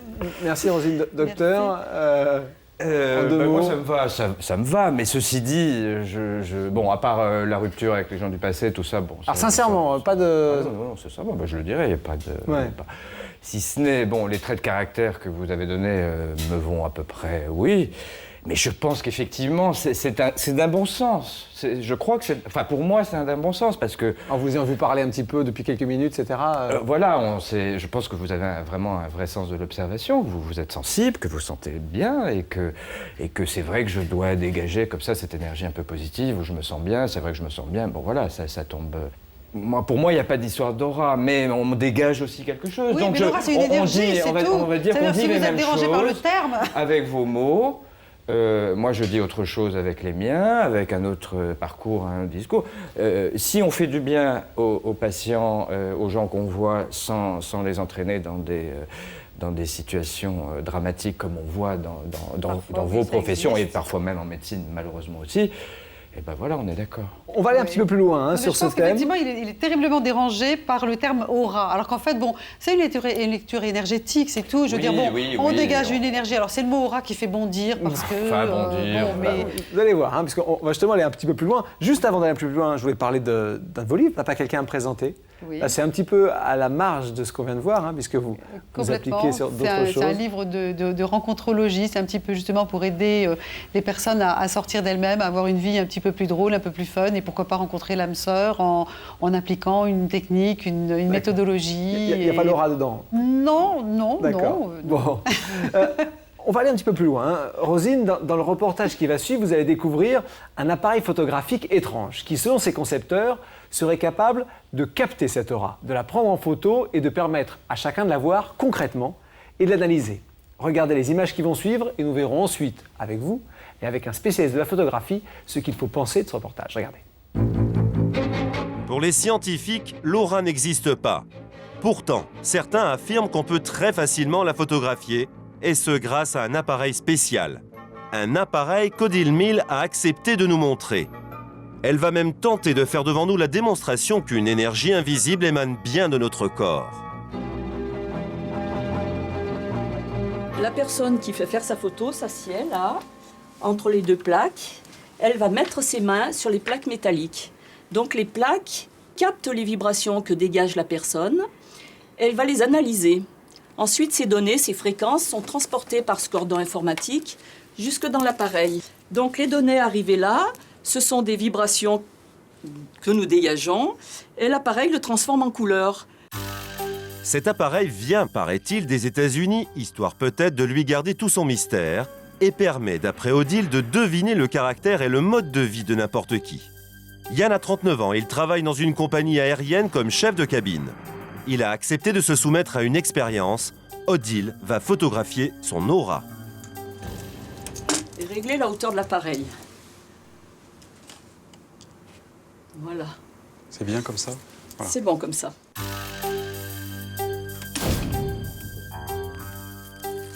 Ces couleurs autour de Yann, c'est cela qu'Odile identifie comme l'aura. Ça a l'air simple, mais elle prétend déjà en tirer beaucoup d'informations. Les couleurs nous parlent des 3 couleurs de base rouge, orange, jaune, et de quelqu'un qui a bien les pieds sur terre, qui gère son quotidien. Oui. Mais par contre, on voit que par vos paroles, vous apportez beaucoup aux gens que vous rencontrez. Il y a une jolie couleur un peu mauve, là au niveau de votre gorge. Ah. Donc vous ne restez pas dans le matériel, même si vous avez l'impression de dire des choses banales. Je ne suis pas trop matériel, ça c'est vrai. Ouais, voilà. Et au niveau management, ça se passe très bien parce qu'effectivement, je crois que mon contact se fait bien en tout cas, oui. Est-ce grâce à la photo qu'Odile cerne la personnalité de Yann? Difficile de le savoir. D'après elle, Laura peut avoir 7 couleurs, mais l'une d'elles peut dominer et révéler un état particulier. Colère, tristesse, fatigue ou bonne santé. Première expérience, une série de 30 pompes. Logiquement, si nous faisons changer les émotions de Yann, son aura changera également. La prochaine photo devrait en apporter la preuve. Voyons maintenant le résultat. Une couleur supplémentaire est apparue au niveau des bras, au grand étonnement d'Odile d'ailleurs. Il y a la couleur verte qui est apparue, qui signifie que les vibrations montent. On en arrive à l'ouverture du cœur quand on est dans les vibrations vertes. Donc l'aura s'est bien développée. Elle n'est pas du tout devenue dans les couleurs rouges, sombres, comme on pourrait le penser quand on fait un exercice physique. Là, au contraire, on dirait que ça vous a ça m'a détendu. Voilà. L'appareil d'Odile semble avoir tenu compte du fait que les bras de Yann ont travaillé. Mais difficile pour autant de savoir si l'appareil mesure l'aura ou simplement la chaleur du corps. Deuxième test, un peu plus éprouvant celui-là. Yann va visionner maintenant un film d'horreur. Odile se risque à prédire les couleurs que nous devrions retrouver sur la prochaine photo. Si on soumet une personne à une ambiance stressante, à un film un peu angoissant, en principe, les vibrations devraient redescendre vers le bas de la gamme, c'est-à-dire rouge. T'inquiète pas, je le cherche. C'est toi? C'est toi le ténor? C'est toi?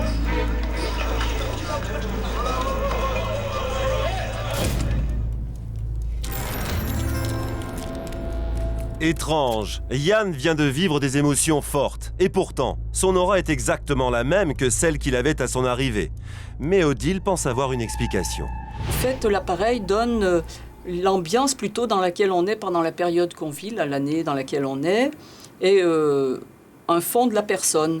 Et quand il y a des émotions passagères, elles ne s'inscrivent pas forcément dans cette aura.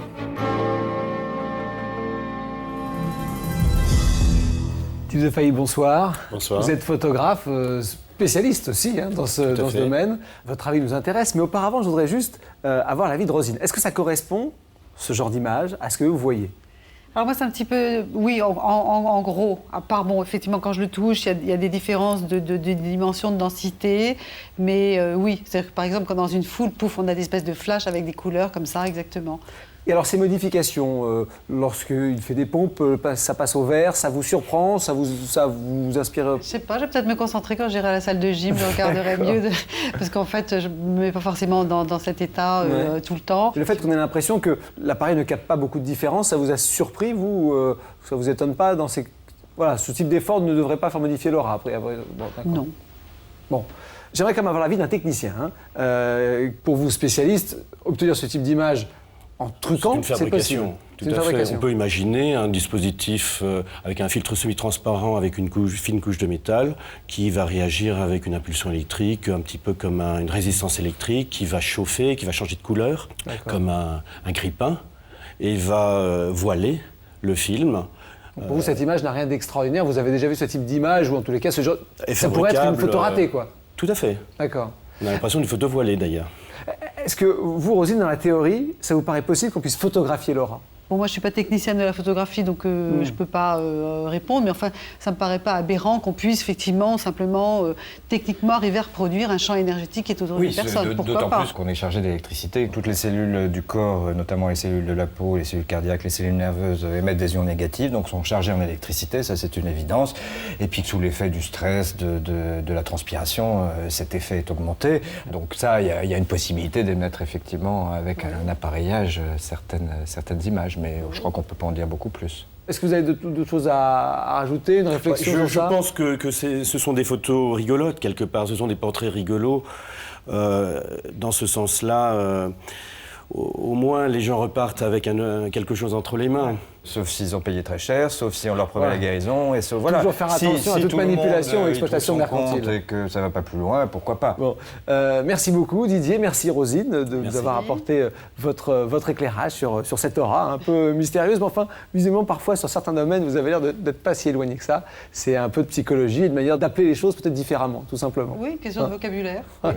D'accord, merci beaucoup. Merci. Le principe des médiums est de communiquer avec l'au-delà, avec les morts. Bien sûr, pour les rationnels, cela n'a pas de sens. Pourtant, nombreux sont ceux qui croient à cette communication étrange, au point même d'entrer en contact avec des célébrités disparues.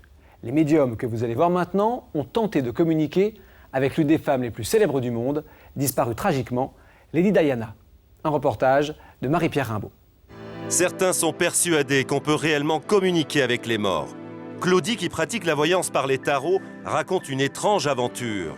Elle aurait eu un contact avec l'esprit de la princesse Diana le lendemain de son accident fatal sous le pont de l'Alma à Paris. Au moment où je ralentissais, que je passais sous le pont, j'ai senti, et c'était une très très forte émotion, et Lady Di est venue me voir.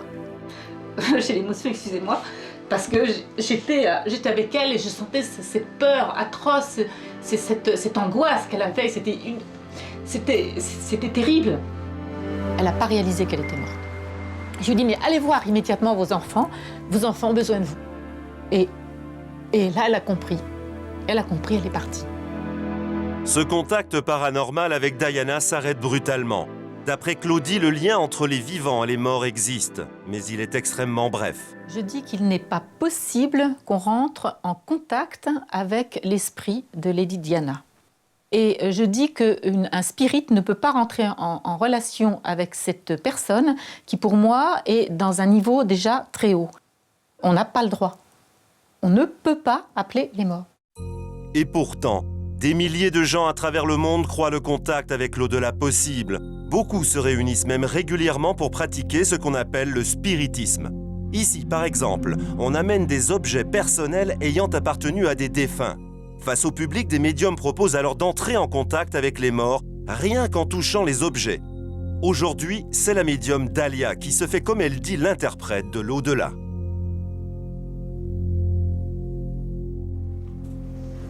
Je ressens quelqu'un qui vous protège, quelqu'un qui est décédé très brutalement, donc c'est une entité.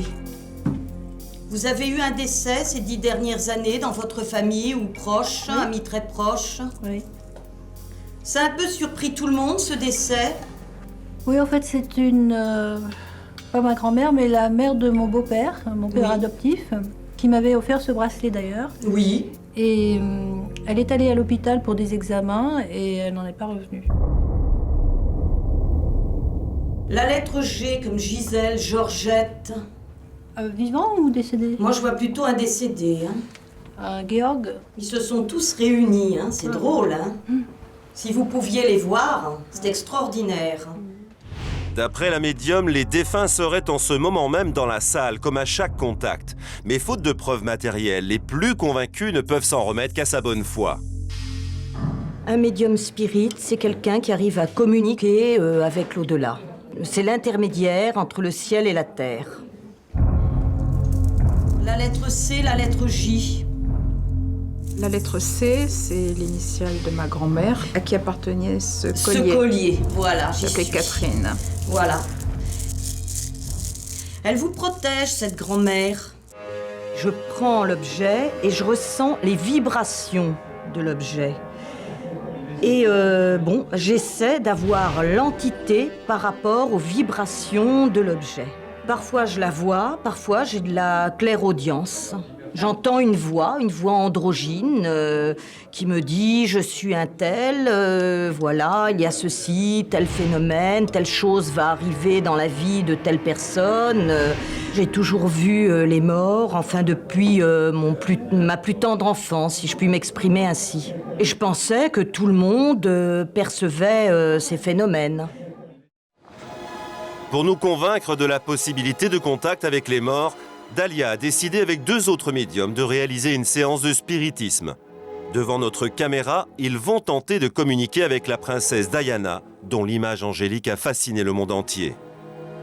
La fumée de l'encens et la lumière tamisée vont permettre au médium spirit de se concentrer et d'établir le contact. Au bout de plusieurs dizaines de minutes interminables, quelque chose se produit enfin. Lady Di, toi qui es dans cette lumière, parviens à nous apporter aussi ce message de l'au-delà. Si tu es avec nous dans cette séance, fais-nous sentir ton énergie. Tout à coup, Dahlia nous délivre un premier message. Lady Di se trouve sur un plan assez élevé. Elle n'a aucun regret de sa vie terrestre, qui a été très dure. Elle me donne qu'elle n'était pas faite pour la politique. Je vois avec elle Mère Teresa, qui prie beaucoup pour la terre. Et c'est très émouvant. Elle me parle de ses enfants qui deviendront aussi des relais. Elle me montre et elle me désigne aussi la planète Terre et on me projette aussi Lady Di avec comme des larmes sur les joues. Love forever, my dearly boys, think of me and pray for this peace in the world. Rappelez-vous, le 31 août 1997, la voiture qui transporte la princesse Diana et Dodi Al-Fayed s'écrase sur un pilier du pont de l'Alma. C'est la consternation. Des rumeurs circulent et certains soupçonnent un attentat. Réponse de Diana par la voix du médium. C'est réellement un accident, dit-elle, et un léger sourire est donné sur tout ce qui a pu être dit dans les journaux, mais elle n'est pas en accord avec cette éventualité d'attentat. Dodi est avec elle, il est sur un autre plan inférieur, il se voit, elle correspond avec lui, elle l'a beaucoup aidé, elle demande qu'on prie beaucoup pour lui. Autre rumeur, Diana aurait été enceinte au moment de l'accident. D'après Dahlia, Lady Diana confirme. Elle était réellement enceinte, oui. Ben, c'est pas une perte parce qu'elle a retrouvé cet enfant dans l'au-delà. Cet être-là se réincarnera plus tard lorsque un de ses fils, William, se mariera. Eh bien, cet enfant qu'elle a perdu renaîtra. Et cet enfant aura une tache sur la peau. On pensera plus tard à ce qu'elle nous a dit. Il y aura cette preuve. Des révélations impressionnantes, mais bien sûr impossibles à vérifier. Si des milliards de personnes de toute religion croient en la survie de l'âme, tout le monde ne croit pas à la possibilité d'un contact avec l'au-delà. C'est le cas de Penny Thornstone, qui fut l'astrologue de Diana. La princesse la consultait régulièrement, au point qu'elles étaient devenues amies intimes. Pour Penny, certains phénomènes paranormaux sont possibles. Mais avertie du tournage de ce reportage, elle a tenu à nous faire part de son avis sur les contacts avec l'au-delà. Un état de conscience existe. Au-delà du corps, au-delà de la mort, il y a une conscience ou une survivance. Je ne dis pas que c'est impossible.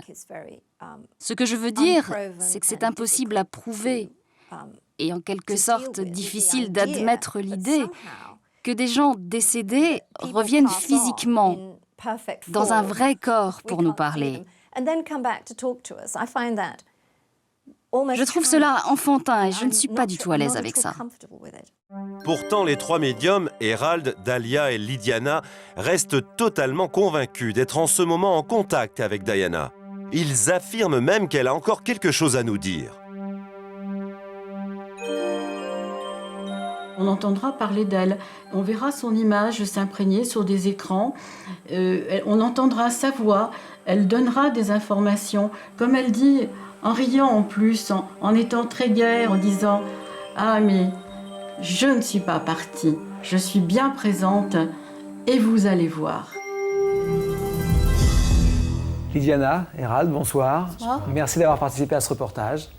Fabien Lecoeuvre, bonsoir. Bonsoir. Vous êtes un grand spécialiste de la chanson française. Vous êtes également le biographe de Claude François. On aura besoin de vos lumières d'ici quelques minutes lors de l'expérience que nous allons tenter avec vous. Mais auparavant, j'aimerais qu'on revienne sur le reportage. Vous êtes certain d'être entré en contact avec l'esprit de Lady Diana ? Dans cette séance, nous avons recherché en particulier à avoir la vibration de Diana. Donc il y a une vibration qui se fait à travers les médiums. Et dans ce contact que j'ai pu avoir aussi en anglais, c'est un phrasé qui nous est donné et qui nous apporte ces messages. Donc la mort n'est pas une fin, il y a une continuité. Cette continuité, nous médiums, nous avons cette chance, si on peut appeler ça une mission, de le prouver. À un moment, vous parlez d'un retour, enfin, elle est censée parler à travers vous d'un retour, qu'on va entendre parler d'elle. Vous avez plus d'informations ou de pressentiments là-dessus? Parce que je pense qu'elle finira un jour par donner des messages et donner des preuves. Et je pense que les gens seront surpris. Lydiana et Hérald, vous avez accepté de tenter une expérience sur ce plateau, ce dont je vous remercie. J'ai à côté de moi des photos, mais également des objets personnels qui ont appartenu à Claude François. Vous avez accepté de tenter de faire ce que vous avez fait en reportage, d'entrer en contact avec lui, puisque vous êtes persuadé que c'est possible. C'est Fabien Lecoeuvre, qui est un grand spécialiste de la musique française, qui a bien connu Claude François, qui nous a amené des objets qui lui ont appartenu. Et donc Lydiana et Hérald qui vont tenter cette expérience un petit peu particulière, qui je crois n'a jamais été tentée sur un plateau. Alors il y a ces objets-là que vous avez tenu à placer ici. Expliquez-nous rapidement pourquoi, Hérald. Donc ces objets sont des supports, la bougie qui crée un égrégore de lumière, l'icône qui est un objet de protection, ainsi qu'un Christ au cas où dans cette séance nous serions tourmentés par le bas astral, à savoir des entités qui ne seraient pas dégagées et qui pourraient nous induire en erreur. Je crois que vous vous êtes un petit peu préparé un petit peu avant, hein, ça vous vous êtes concentré un petit peu avant, c'est pas comme ça à brûle pour point que vous tentez cette expérience. Je vous laisse maintenant entièrement faire. Est-ce que la photo de Claude François, là, voilà, celle-là. Parce que quand j'ai cette photo-là, il chante cette année-là. J'ai toujours un contexte. Mais bon, c'est vrai que c'est quelqu'un qui a quand même été, de son vivant terrestre, pas facile du tout. Ses fans qui sont présents tous les jours, les personnes qui l'imitent, il est près d'eux parce qu'il vient les aider. Et en rigolant, il dit heureusement qu'ils n'ont pas mon caractère, mon foutu caractère. Ça, c'est important, enfin, c'est le clin d'œil. Et puis, donc, c'est vrai que c'était quelqu'un qui aimait beaucoup les paillettes, les strass. Enfin, il embrasse tous ceux qu'il a connus, les Claudettes, sa famille, les êtres. Il demande pardon à tous ceux à qui il a été hyper désagréable. Et puis, voilà. Est-ce que vous voulez d'autres objets, Hérald? Vous voulez que je vous donne la montre?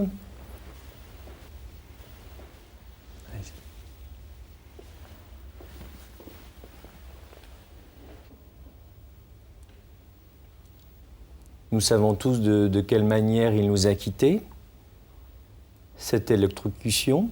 Et la montre, on me la montre, si vous voulez, où il a pu la porter, lui, 15 jours avant. Donc j'ai une énergie forte. Pour le médium, c'est sa vibration. J'ai d'autre part un chiffre qui est donné avec un chiffre 19. Il y tenait absolument. Et c'est relié aussi à une jeune femme, très belle femme, qui a pu lui donner cette montre. Une certaine Christelle. J'insiste sur le chiffre 19, je ne sais pas pourquoi, mais 19 est important. Est-ce que vous avez l'impression qu'il a envie de nous donner un message, si vous êtes en communication avec lui ou... Oui. Il y a un message qui est très important. J'ai encore un pardon. Le mot pardon est très important pour lui. Pardon de ne pas avoir pu peut-être apporter de mon vivant ce que je souhaitais. Je fixe aussi ce petit document. Celui-ci. Oui.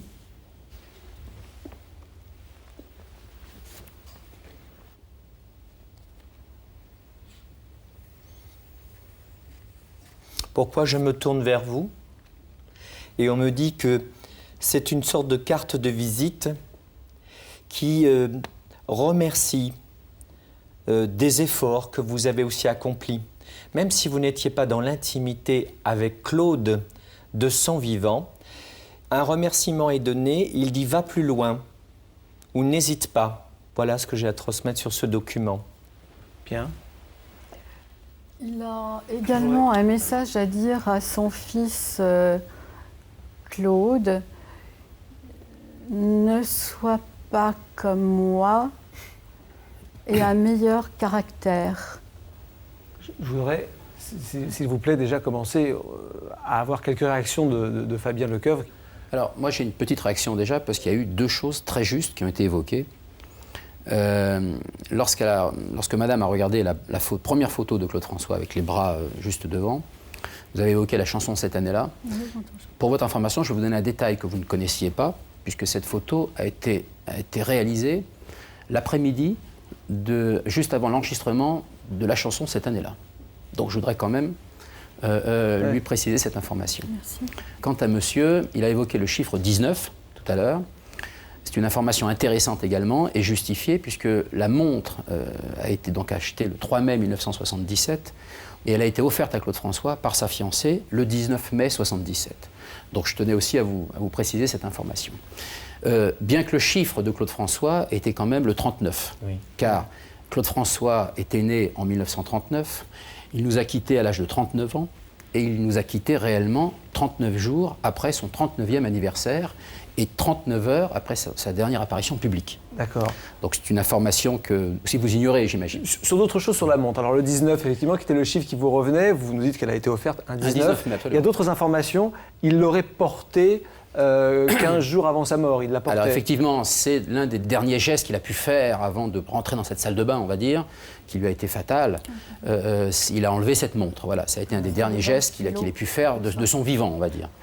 Vous nous parlez de Christelle également, rattaché à cette montre, ça vous dit quelque chose ou pas? Non, alors ça je peux absolument pas le... J'ai une lettre C qui a une importance. Christelle a pu être aussi quelqu'un d'important dans son chemin de vie. Sur la lettre, merci pour ta bonne volonté. Claude, qu'est-ce que vous pouvez nous raconter sur ce mot? Alors ce mot est un véritable document aujourd'hui, puisque ce n'est pas un mot qui m'était adressé, tout simplement, qui était réellement adressé à John Hallyday. Vous savez que la légende veut que John Hallyday et Claude François étaient deux rivaux dans les années 60 et 70. Il se trouve qu'à un moment donné, ils ont partagé le même attaché de presse, M. Gilles Paquet. Et il se trouve que Gilles Paquet a réussi à faire venir John Hallyday chez Claude François, donc au moulin de Danemois. Préalablement, juste avant son arrivée, dans ce moulin de Danemois, Claude François a pris le soin de mettre un énorme bouquet dans la chambre où allait dormir John Hallyday, avec ce petit mot « Merci pour ta bonne volonté » parce qu'il estimait que lui avait fait le premier pas, ce qui était seigneur de la part de John Hallyday. Et voilà, c'est une histoire un petit peu amusante. Et donc, est-ce que sur les éléments d'information qu'a donné Hérald sur vous, est-ce que ça vous a troublé? Est-ce que... Moi, je pense que je reste très neutre. Hein. Je trouve ça émouvant. C'est peut-être le mot. Je trouve ça émouvant, finalement, que des gens communiquent. Et moi, je m'interroge. J'ai pas de jugement. Je ne me permettrai pas ça. Pourquoi pas, quoi. Voilà. Docteur, on a eu des éléments troublants. D'autres, peut-être moins. Comment vous analysez déjà cette expérience? C'est vrai que moi, je connais un petit peu Claude François aussi, mais certainement moins bien que Fabien. Mais j'ai pas appris grand-chose. Enfin, j'ai l'impression que tout ça, je l'avais déjà lu, moi, depuis des années. Donc voilà, maintenant, je respecte aussi. C'est votre travail, votre univers, votre rapport à la mort, votre rapport à l'au-delà. C'est vrai que j'ai l'impression de voir un film quand je vous écoute. C'est vrai que vous êtes dans un univers, dans votre univers, qui vous est propre. Pourquoi pas, et à vous de vivre ça pleinement et sans souffrance. Je voudrais parler de vos œuvres, Fabien, puisque ça c'est tout nouveau, donc on en parle. Voilà, il sort dans 3 semaines, pour tout vous dire, vous êtes le premier à en parler. Voilà, c'est un livre sur Claude François. Sur Claude François, voilà, entre autres. Et puis des DVD, et pour les fans, c'est important qui sont en place aussi. depuis, je crois, à peu près 3 semaines à mois. Voilà, les collections voilà, Hit et Légendes. C'est un gros succès. Voilà, on tenait quand même à en parler et à rendre hommage à cet artiste qui, effectivement, marque encore très largement notre pays. Je voudrais à nouveau vous remercier d'avoir tenté cette expérience. Fabien, merci d'avoir apporté vos lumières et votre culture. On a bien compris, plus de silence sur Claude François. Merci beaucoup. On passe maintenant à un autre sujet. Je vous propose maintenant de faire la connaissance de Cathy. Cathy est médium et a accepté de tenter pour nous une expérience pour mettre à l'épreuve les capacités de vision à distance qu'elle pense posséder. Nous avons demandé à un témoin, que nous avons nous-mêmes choisi, de se promener à Paris, dans des endroits très différents les uns des autres. Cathy devait essayer de décrire le plus précisément possible les lieux dans lesquels se trouvait notre témoin. Elle nous avait demandé comme support une simple photo et un téléphone. Un reportage de Dominique Leb. Une voyante peut-elle décrire à distance un lieu qu'elle ne voit pas? Cela paraît impossible et pourtant, Cathy va tenter de réaliser cet exploit. Elle est voyante, mais c'est la première fois qu'elle relève ce genre de défi. Elle va essayer de visualiser de chez elle notre témoin Manuel, qui se rendra dans plusieurs endroits de la capitale. Son seul lien avec lui, un téléphone pour entendre sa voix, mais aussi sa photo, qui selon elle stimulera son don de voyance. Premier endroit choisi, le plus connu de tous, la Tour Eiffel. Sur place, Manuel téléphone à la voyante et se contente d'écouter pour ne pas donner d'indication. Oui, allô? Oui, bonsoir Manuel. Moi je vois quelque chose de rond, comme si vous êtes à un rond-point ou une grande place. Un pont ou un début de sortie de périphérie. Vous êtes basé sur les Champs-Élysées. Je vois un monument important pas loin. C'est comme si l'endroit où vous êtes, il y a très peu de commerçants, je sais pas. Soit il y a du passage ou... Un monument, un pont, un rond-point, peu de commerce. Séparément, ce sont des détails assez vagues. Mais il faut quand même reconnaître que très peu d'endroits à Paris les réunissent tous. Deuxième expérience, mais dans un lieu insolite cette fois. Un magasin d'animaux exotiques. À nouveau, Cathy est jointe par téléphone et elle a maintenant l'occasion de nous donner des détails beaucoup plus précis. Moi, ce que je ressens, je sens un endroit fermé. Un endroit fermé, je ne sais pas si c'est une habitation ou... C'est un immeuble qui est très haut, où il y a des maisons côte à côte par rapport à l'immeuble, je ne sais pas. Je vois du monde avec vous. Je vois des vitres. Il y a beaucoup de vitres. On donne la fluidité, l'eau, il y a l'eau. Mais c'est un lieu particulier, hein, l'endroit où vous êtes. C'est un lieu qui est très particulier. Ouais. Pas un mot sur les animaux, ni sur la peur ou la répulsion qu'ils inspirent. Le test est donc peu convaincant. C'est pourquoi nous proposons une troisième et dernière expérience. Elle va se dérouler dans les arènes de Lutèce, en plein cœur de Paris. Ici, les ruines ont 2000 ans. Cet amphithéâtre transformé en square a été construit par les Romains. Il accueillait autrefois des combats de gladiateurs. Moi, j'ai l'impression, je sais pas, je vois des bancs, je vois une verdure, je vois des... C'est comme si vous êtes dans une allée où il y a du monde, mais c'est pas un grand parc. C'est vraiment quelque chose de petit. Il y a quelque chose de voûté à côté de vous. Voilà. C'est un endroit public, je vois de la verdure. Je pense que c'est un square et non pas un parc. Je vois des grilles à côté de vous, mais je vous sens pas loin de la banlieue. Non, je peux pas dire que vous êtes en banlieue, vous voyez? Il faut reconnaître que Cathy a donné une description assez détaillée du square, sans toutefois en deviner l'origine. Une performance étonnante, même si les cris des enfants qui jouaient non loin de là y sont peut-être pour quelque chose. Cathy, bonsoir. Bonsoir Stéphane. Jean Dannebert, bonsoir. Bonsoir. Alors, Jean, on va vous retrouver un petit peu plus tard dans une expérience dans quelques minutes sur les objets. Mais je voudrais juste réagir avec vous, Cathy, hein, sur ce reportage. Juste pour... À la fin du sujet, on a vu ce parc que vous avez décrit très sincèrement. Est-ce que vous n'avez pas été guidé, parce qu'il y avait un téléphone, par le bruit des enfants qui jouaient autour? Non, pas du tout. Ouais. Pas du tout. J'ai eu, je dirais même aucune aide. Hein. J'ai même trouvé le test très très difficile. Et je suis moi-même étonnée du résultat, vous voyez. Découvrir des lieux, c'est pas toujours évident en fait, hein, parce que le but, je dirais, de mon don, c'est de prédire des choses et de ne pas décrire des lieux comme ça, quoi, en fait. Qu'est-ce que vous ressentiez dans chacune des expériences? J'avais des images, des symboles. Hein. J'entendais des voix en fait, hein. C'est-à-dire que j'avais aussi des informations de ce côté-là, mais beaucoup de flashs. Alors maintenant, vous avez découvert vraiment les endroits. Vous avez vu notamment le deuxième endroit, qui était une sorte de vivarium très particulier avec des animaux étranges. Vous avez dit effectivement que c'était un endroit étrange, sans parvenir plus à le décrire, hein, mais en disant c'est un endroit étrange, il y a des vitres. Bah, disons que j'aurais pu effectivement aller beaucoup plus loin, mais j'étais assez tendue, j'avais peur, et c'est vrai que ça aussi, ça m'a un peu bloquée. Bon, docteur, encore une fois, et souvent, hein, il y a des éléments franchement troublants, d'autres qui posent problème, qui sont moins étonnants. Comment vous réagissez? Je suis troublé. Ouais. Modérément. Pas beaucoup plus que ça, mais je suis un petit peu troublé, oui, tout à fait. Donc là, j'ai pas d'explication, moi, autre, et j'ai aussi envie d'être troublé. Hein. Il y a aussi les deux. Pour moi, j'ai joué le jeu vraiment avec toute l'honnêteté possible. Hein. Je veux dire, il n'y a pas de... Parce que l'expérience est intéressante, elle est pas habituelle aussi, je pense. Moi, très honnête, on était persuadé que pour la troisième expérience, les cris des enfants, forcément, on pense à un parc, du coup, on décrit un parc, des bancs, des grilles. On s'est dit ça, hein. Sur les 2 premiers, on a pas cette expression-là, Bon, mais ceci dit, sur le 3e, on se dit, ah, là quand même, les enfants, ça doit aider. Oui, mais ça m'a pas aidé. D'accord. Alors, on va passer un petit peu plus loin avec Jean et les objets, parce que c'est dans un univers assez proche. Et avant de voir le sujet et l'expérience que nous avons tenté avec Jean, je voudrais vous montrer les objets qui lui ont servi de support pour cette expérience. Ils sont juste à côté de moi. Ces 4 objets ont une histoire, comme tous les objets. Votre mission, c'était de deviner un petit peu l'histoire de ces objets. On va voir si le docteur, qui donc n'a pas du tout vos talents a priori, est capable, en prenant juste, avant de voir le reportage, est-ce que vous avez envie, vous, de savoir d'où deviner. leur histoire. Est-ce que vous pensez que vous êtes capable, vous, comme ça, de deviner, juste avec votre talent de... Non, pas du tout. D'accord. C'est pas dans vos... A priori, non. Voilà, vous pouvez pas... Non, ou alors raconter... Non. Je ne veux pas m'hasarder, non. Bon. Je voudrais maintenant qu'on passe à Jean. On va un petit peu voir si, juste en les voyant, en les prenant, en les touchant, vous arrivez à deviner l'histoire de ces objets. C'est un reportage de Dominique Leb, assisté de Céline Dahan. Le voyant Jean de Neubert va commencer par toucher les objets, car selon lui, c'est ce contact qui lui permettra de capter des informations.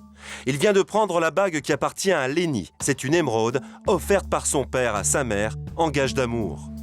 Moi, je l'associe au mot promesse. Pourquoi pas une promesse de mariage ou une situation de ce genre. Le porteur de cette bague, hein, qui doit se trouver bien évidemment ici, je la sens extrêmement fermée, extrêmement timide, angoissée.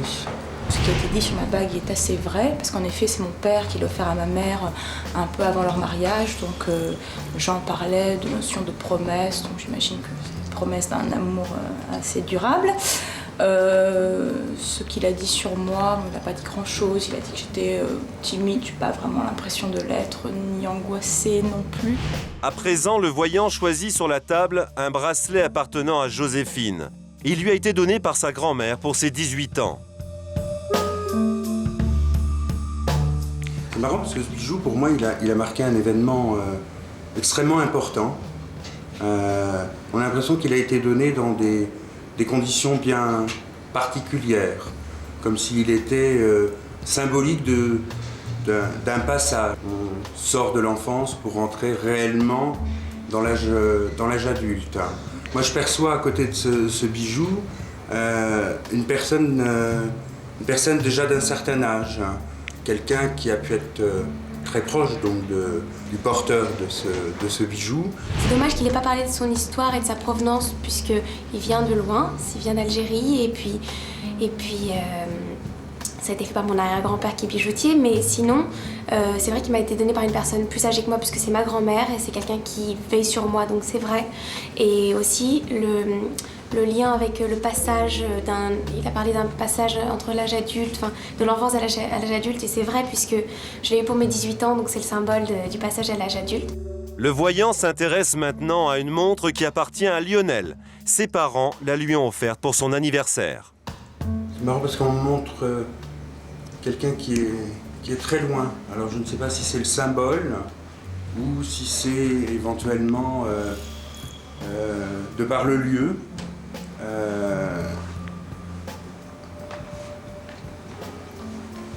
J'ai la lettre A, donc ça peut être, je sais pas, un prénom. Moi j'ai noté plusieurs choses en fait dans ce qu'il a dit. Il a déjà parlé d'un A, donc comme c'est une montre que j'ai eue pour mon anniversaire, le A peut-être pourrait correspondre à anniversaire. Et j'ai noté un dernier point, il a parlé d'un éloignement, donc c'est une montre en fait qui vient d'un endroit de 600 km d'ici en fait.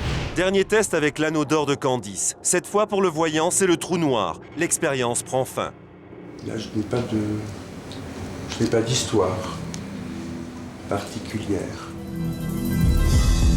Alors ce qui est troublant, Jean, avec ce genre de reportage, un petit peu comme toujours, c'est que parfois, notamment sur ce bracelet, vous avez été pertinent et vous avez objectivement, je parle sous le contrôle du docteur, mais trouvé des choses étonnantes. Et puis parfois, notamment sur cette bague, rien, pas d'infos. Oui, mais comme lorsque nous avons un consultant en face de nous, il y a des personnes qu'on arrive à capter très facilement et d'autres, malheureusement, où le contact ne s'établit pas. Je parle du contact voyance, parce que la communication en elle-même, surtout chez moi qui suis bavard, c'est pas un problème. Ouais. Mais l'aspect voyance, malheureusement, ne s'installe pas. Et donc ça a été le cas, effectivement, avec la bague. Hein. Ça vous ne trouble jamais, cette fragilité totale des prédictions? Nous sommes sur le fil du rasoir constamment. Et, je dirais que Cathy, comme d'autres collègues qui font le même métier que nous, on essaye toujours de faire passer le message à nos consultants d'être vigilants et attentifs, parce qu'on peut percevoir... ça peut être un symbole comme ça peut être une situation. Lorsque j'ai vu la lettre A sur cette montre, moi je l'ai associé à un prénom qui pouvait commencer par la lettre A, et en fait le propriétaire de l'objet a parlé ensuite que ça correspondait à un objet qui lui avait été donné pour son anniversaire. Donc en fait, grande vigilance lorsque l'on donne nos informations, c'est de les donner telles que, et de ne surtout pas chercher à leur donner une histoire particulière. Hein. Parce que c'est là où on peut partir dans l'erreur. Docteur, votre analyse sur ce qu'on a vu, enfin, sur ce qu'on a vu sur l'expérience, est-ce que les réussites de gens vous ont troublé, ou est-ce que ça vous paraît... Ça ne m'a pas troublé, il y a eu quelques éléments de bon sens. Non, je n'ai pas été spécialement troublé vraiment par cette expérience. Le fait que nous, on va dire neutres, soyons troublés, et que vous, ça ne vous trouble pas du tout. Pourquoi? Parce que les objets, on les offre toujours pour des... Bah oui, la bague, bon, c'est quand même une bague, ça s'offre souvent dans des circonstances assez analogues. Une gourmette ancienne, voilà, enfin tout ça est de bon sens. C'est tout ce que je peux dire là, voilà. Ouais. Je vous remercie d'avoir bien voulu participer à ces expériences pour nous. Docteur, on continue. La croyance dans les phénomènes paranormaux est une réalité dans presque tous les pays du monde, toutes les cultures, mais dans certains pays, cette croyance est tellement importante qu'elle fait partie de la vie quotidienne, sans que personne n'en soit étonné. Nous nous sommes rendus en Haïti pour essayer de mieux comprendre comment fonctionnait un rite connu de tous, un rite qui a même traversé les frontières pour venir jusqu'à nous, le vaudou. Un reportage de Karen Perrin-Deboc. Haïti, le pays où les morts vivants sont peut-être un peu plus qu'une simple légende. Nous sommes à la morgue de Port-au-Prince. Ici même, la nuit dernière, une jeune fille de 29 ans, enfermée dans son cercueil, se serait mise à saigner du nez. Difficile d'expliquer un tel phénomène. Il est en effet impossible pour un mort de saigner. Les employés de la morgue tentent pourtant de nous donner une explication. Mais sinon, c'est là en fait que ça s'est passé? Oui, c'est là. Et la personne est toujours là ou pas? Oui, elle est toujours là. Ses parents qui viennent avec la personne qui est morte, et ils savent pertinemment que la personne est morte. Mais puisque la personne donnée ne sait pas le nez, donc on pensait que peut-être il y a des choses mystiques qui s'étaient passées et la personne est bel et bien morte. Des choses mystiques. En clair, d'après la famille, la jeune fille était ce qu'on appelle un zombie. Elle était bien vivante, mais plongée dans un état second, proche de la mort, par un prêtre vaudou. C'est en tout cas ce que pense cet homme, au centre, Vesner Morancy. C'est l'un des plus grands prêtres vaudous et il prétend avoir été alerté par la famille de la défunte. Comment comprendre qu'une personne a été à la mort pendant 8 jours dans la glace et le jour de ses funérailles, du sang vif sortait de son nez? C'est pas possible. Donc ça dit que c'est un corps qui vivait encore. Un corps qui vivait encore, mais qui aurait eu les apparences de la mort, à cause de drogues vaudou administrées par malveillance. Quand nous parlons de zombification, qu'est-ce que c'est? C'est une technique comme toute autre. C'est nous qui avons donné naissance à la science qu'on appelle anesthésiologie. Je peux réduire votre rythme de vie presque au niveau zéro, mais on peut faire revenir la personne en lui réadministrant, en lui réinjectant certains produits qui lui redonnent la vie. Le cercueil de la jeune fille, avec ses traces de sang et ses talismans vaudous, constitue bien un mystère. Cette femme était-elle un zombie? La clé de l'histoire se trouve peut-être dans les mystérieuses poudres vaudou censées transformer n'importe qui en zombie sans volonté. Il existe en effet des poudres à zombies en vente dans certains magasins comme celui-ci. Nous, on cherche des zombies. Est-ce que vous avez de la poudre à zombies? Poudre à zombies? Mais oui, on en a. On peut vous en acheter? Mais oui. Seulement voilà, quelques instants plus tard, la poudre à zombies semble s'être volatilisée. Pas facile de reconnaître devant une caméra que l'on vend un produit supposé donner la mort. On en avait, oui, mais maintenant, on n'en a plus. Parce que c'est vraiment difficile. La poudre à zombies, ce sont des ougans qui composent ça. Nous, on fait des choses à caractère chance, pas pour faire du mal. Mais qu'y a-t-il exactement dans les poudres à zombies? Pour l'instant, c'est une énigme. Pourtant, l'existence des zombies est prouvée, d'après le psychiatre Evry Archer. On connaît l'histoire de certain nombre de personnes qui avaient été effectivement déclarées mortes et qui avaient été inhumées et qu'on a retrouvées vivants, un peu altérés sur le plan psychique, mais vivants. Donc on sait bien que ce phénomène existe, mais on ne connaît pas vraiment la substance en cause. Les zombies existeraient donc bel et bien, mais rien de paranormal là-dessous. Ils seraient tout simplement des drogués malgré eux. Et ici en Haïti, on avoue en effet en apercevoir de temps en temps dans la rue. Je témoigne de loin. Ça existe vraiment, hein? Il faut croire ça. Un zombie, c'est quelqu'un ou un individu qui marche avec la tête baissée, bien, qui ne parle pas, qui ne voit pas réellement les choses, qui obéit à n'importe quel ordre, et puis aussi qui ne mange pas de sel. Pour les Haïtiens, le plus inquiétant, ce n'est pas la poudre, mais le pouvoir du prêtre. C'est au cours de cérémonies comme celle-là que des victimes seraient transformées en zombies. Voici Madame Nerva, la maîtresse de cérémonie. C'est elle qui dirige le rituel, organise les prières et les sacrifices d'animaux. Ces transes vont durer toute la nuit. Mais au fait, que deviennent les victimes une fois transformées en zombies? Il semble qu'on en fasse des esclaves dociles, et cela pour une bonne raison. Comme l'explique le grand prêtre Max Beauvoir. Il s'agit d'une punition qui est infligée à la personne parce qu'en principe, cette personne serait considérée comme un criminel dans d'autres sociétés, une personne asociale ou immorale.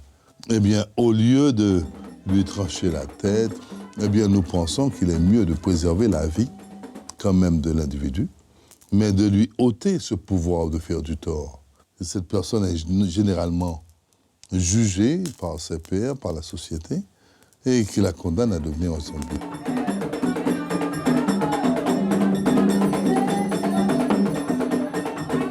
Les zombies, une punition terrible par empoisonnement, qui trouve finalement une explication rationnelle. Pourtant, beaucoup continuent de croire que la magie vaudou est capable de ressusciter les vrais morts ou de jeter des sorts. Jusqu'en France d'ailleurs. Nous sommes en banlieue parisienne. Dylan a 25 ans, il est sorcier vaudou. Et comme tous les vendredis, dès la nuit tombée, il pratique ses rituels de retour d'affection pour des clients qui rêvent de retrouver l'amour. Maintenant et pour toujours, qu'il ne puisse plus se passer de moi. La magie vaudou, Dylan en vit depuis 8 ans. Il en a même fait son métier. Il en a appris les rituels auprès de sa grand-mère prêtresse vaudou dans l'île de la Réunion. Ça, c'est ma grand-mère de la Réunion, qui est ici. Ma grand-mère, en apprenant ma naissance, m'a pris dans ses bras. Elle m'a présenté donc, aux lois, aux esprits vaudous. Je l'ai suivi un peu partout, donc dans les Hunforts, dans les temples vaudous. Grâce à cette initiation, Dylan est convaincu de pouvoir entrer en contact avec des esprits auxquels il demande d'aider les clients qu'il reçoit. Maintenant, je suis là pour aider les gens qui ont des problèmes à leur tour dans la vie. Ça peut être des problèmes d'envoûtement, des problèmes de couple. Difficile à croire, Dylan se dit capable de tout résoudre, depuis l'infidélité jusqu'à l'impuissance. Et pour ne prendre aucun risque, il ne veut pas que nous filmions sa maison, mais insiste pour nous montrer les traces des poudres censées le protéger. Donc ici, vous avez des poudres vaudou. Donc la poudre bleue qui s'appelle la poudre à tir, qui est faite pour attirer la clientèle. La poudre un peu orangée, jaunâtre qui est par-dessus, c'est une poudre qui est faite pour faire fuir donc, les ennemis et les gens mal intentionnés.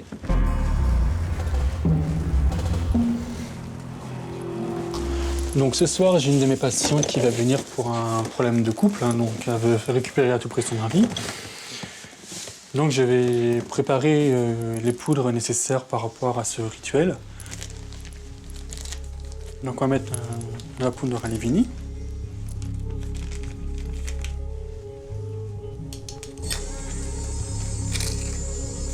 Il est 20h. Ce soir, Dylan reçoit des clients. Il doit se mettre en condition afin d'entrer en communication avec les esprits.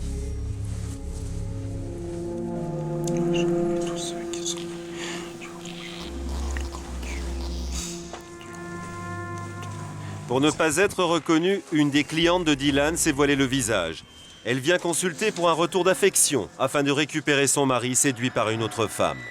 Comme tous ceux qui sollicitent les services du sorcier vaudou, elle devra allumer des bougies sacrées, puis boire un alcool très fort censé favoriser le contact avec les esprits.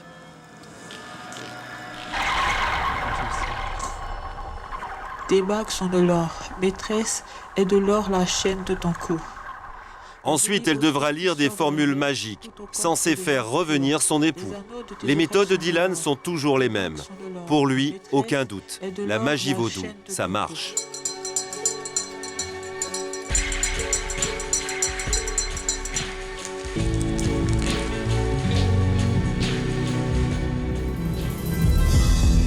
Dylan, bonsoir. Bonsoir. Vous êtes prêtre vaudou, c'est ça? Non, Unsi. C'est-à-dire?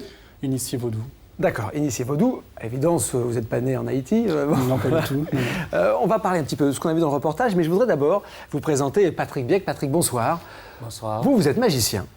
Oui, je suis magicien. Alors, ce qui est étonnant, c'est que vous, des prêtres vaudous sont venus vous voir pour vous piquer des trucs de magie. Pas pour me piquer des trucs, pour apprendre des choses chez moi. Apprendre des tours de magie. Il y avait des expériences de spiritisme que je pratiquais sur scène, et puis ils voulaient savoir connaître un tour, ce qui consiste à faire apparaître des réponses sur 2 ardoises. D'accord. Et lui, avec ça, il a appris à le faire en quelques jours. Et puis, quelques jours après, il me dit « Oh Patrick, tu sais ton tour que tu m'as appris l'autre jour, je l'ai fait à quelqu'un, à un consultant. Mon Dieu, il a changé de couleur devant moi, je pouvais lui demander n'importe quoi. » Et puis moi, ça m'avait choqué un petit peu parce que je considère que la prestidigitation, c'est juste un art d'amusement, pas pour escroquer les gens. Vous présentez ça comme un tour et il n'était pas sûr du tout que lui présentait ça comme un tour, visiblement. Il présentait ça comme un don. Beaucoup plus comme un don. Voilà. Comme un don acquis par la volonté du ciel. D'accord, donc c'est un peu spécial, on va voir ensuite les réactions. Racontez-nous par exemple, montrez-nous le type de tour qui peuvent être utiles à certaines personnes qui veulent manipuler les personnes un peu crédules. Voilà, volontiers, je vais vous le présenter. C'est une expérience de spiritisme où les esprits semblent jouer un grand rôle. Alors pour ceci, il me faut un jeu de cartes qui s'y présente. Alors je vais faire ce tour avec Dylan. Oui, d'accord. Parce qu'il me faut un sujet. Alors Dylan sera le sujet, ou plus exactement sera en quelque sorte le consultant. Alors je vais vers Dylan, je lui demande de regarder ce jeu, de vérifier ce jeu pour voir si c'est un jeu truqué ou pas. C'est un jeu de 52 cartes où toutes les cartes sont différentes des unes et des autres. Est-ce normal? Si vous voyez quelque chose de bizarre, vous signalez à tout le monde. N'ayez pas peur. Non, ça va. Ça va. Vous avez, pour la confiance, je vais même mélanger le jeu. Comme ça, personne ne saura l'ordre des cartes, même pas moi.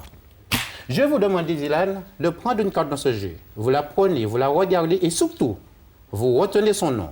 Vous prenez une carte dans le jeu, n'importe laquelle. Allez-y, n'hésitez pas. Prenez une carte, une seule. Regardez-la, regardez-la, retenez son nom. Ne me laissez pas voir. Laissez tout le monde la voir sauf moi. Bien. Vous replacez n'importe où dans le jeu où vous voulez. Vous prenez le jeu et vous le mélangez. Prenez le jeu, mélangez. Battez le jeu complètement. Comme ça, je n'ai absolument aucune chance de retrouver cette carte. D'ailleurs, je n'en ai même pas besoin. Ce n'est pas moi qui retrouvera cette carte, ce sont les esprits qui vont me dire son nom. Je dépose le jeu ici et je vais utiliser 2 ardoises. 2 ardoises bien solides. Passez la main dessus. Passez la main. Ici, là. D'accord? Bien. Je vais placer les ardoises les unes sous les autres. On va bien ici, recto verso, les unes sous les autres. Attendez, Dylan, c'est vous qui allez placer la craie dedans. Prenez la craie, placez la craie à l'intérieur. Allez, faites entrer, voilà. Maintenant, tenez les 2 ardoises. Prenez les 2 ardoises, tenez-les en main. Et pensez fortement à votre carte, à la carte que vous avez choisie dans le jeu. Vous pensez fortement à cette carte. Vous essayez de voir cette carte, vous la visualisez, vous voyez son image. D'accord? Pensez à la craie, ardoise. Pensez à la craie, ardoise. Stop! Comment s'appelle votre carte? Le 2 de pique. Le 2 de pique.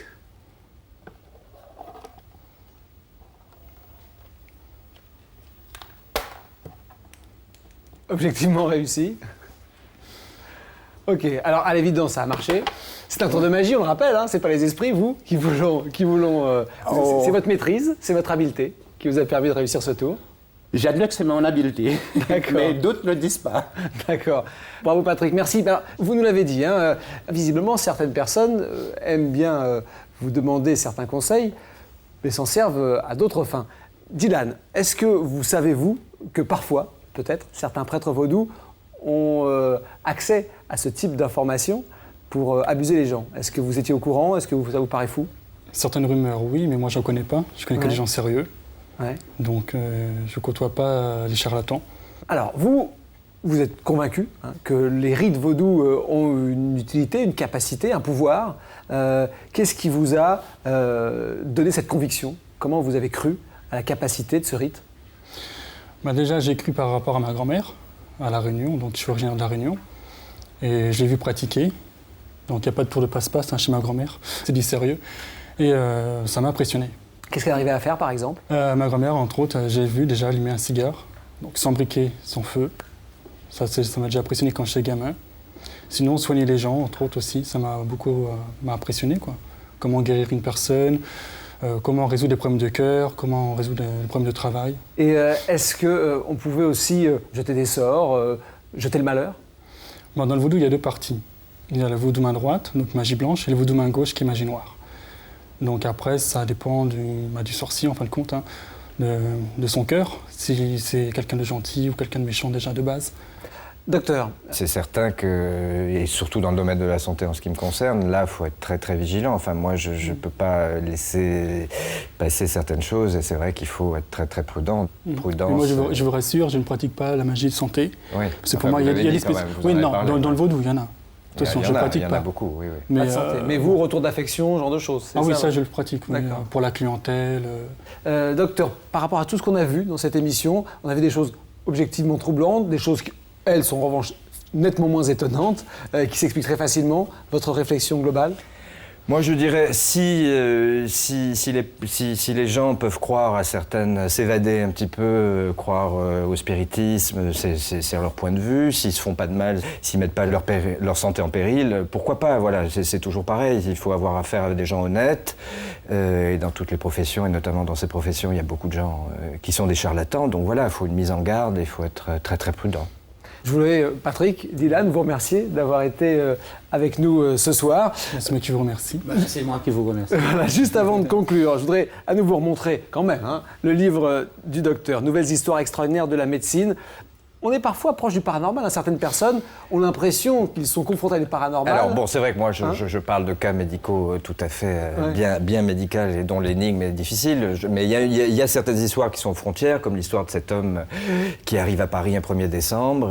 C'est un Japonais. Et puis le 2 décembre, il n'est pas bien. Il a un petit peu mal dans la poitrine. Le 3 décembre, ça va encore moins bien. Sa femme pense qu'il est déprimé. Et le 4 décembre, il est obligé d'appeler SAMU. Il fait une menace d'infarctus. Et finalement, on va découvrir qu'il est atteint d'un syndrome, ce qu'on appelle le syndrome de Baskerville, qu'on a identifié. En fait, c'est simplement la superstition, la peur du chiffre 4 chez les personnes du Japon et de Chine peut engendrer un tel stress. C'est un chiffre qui porte malheur. Voilà, chiffre 4 signifiant mort également. Donc si on ne sent pas bien pas loin du 4, la peur forcément. de ce chiffre 4 est tellement importante que ça peut provoquer un stress qui peut parfois être fatal.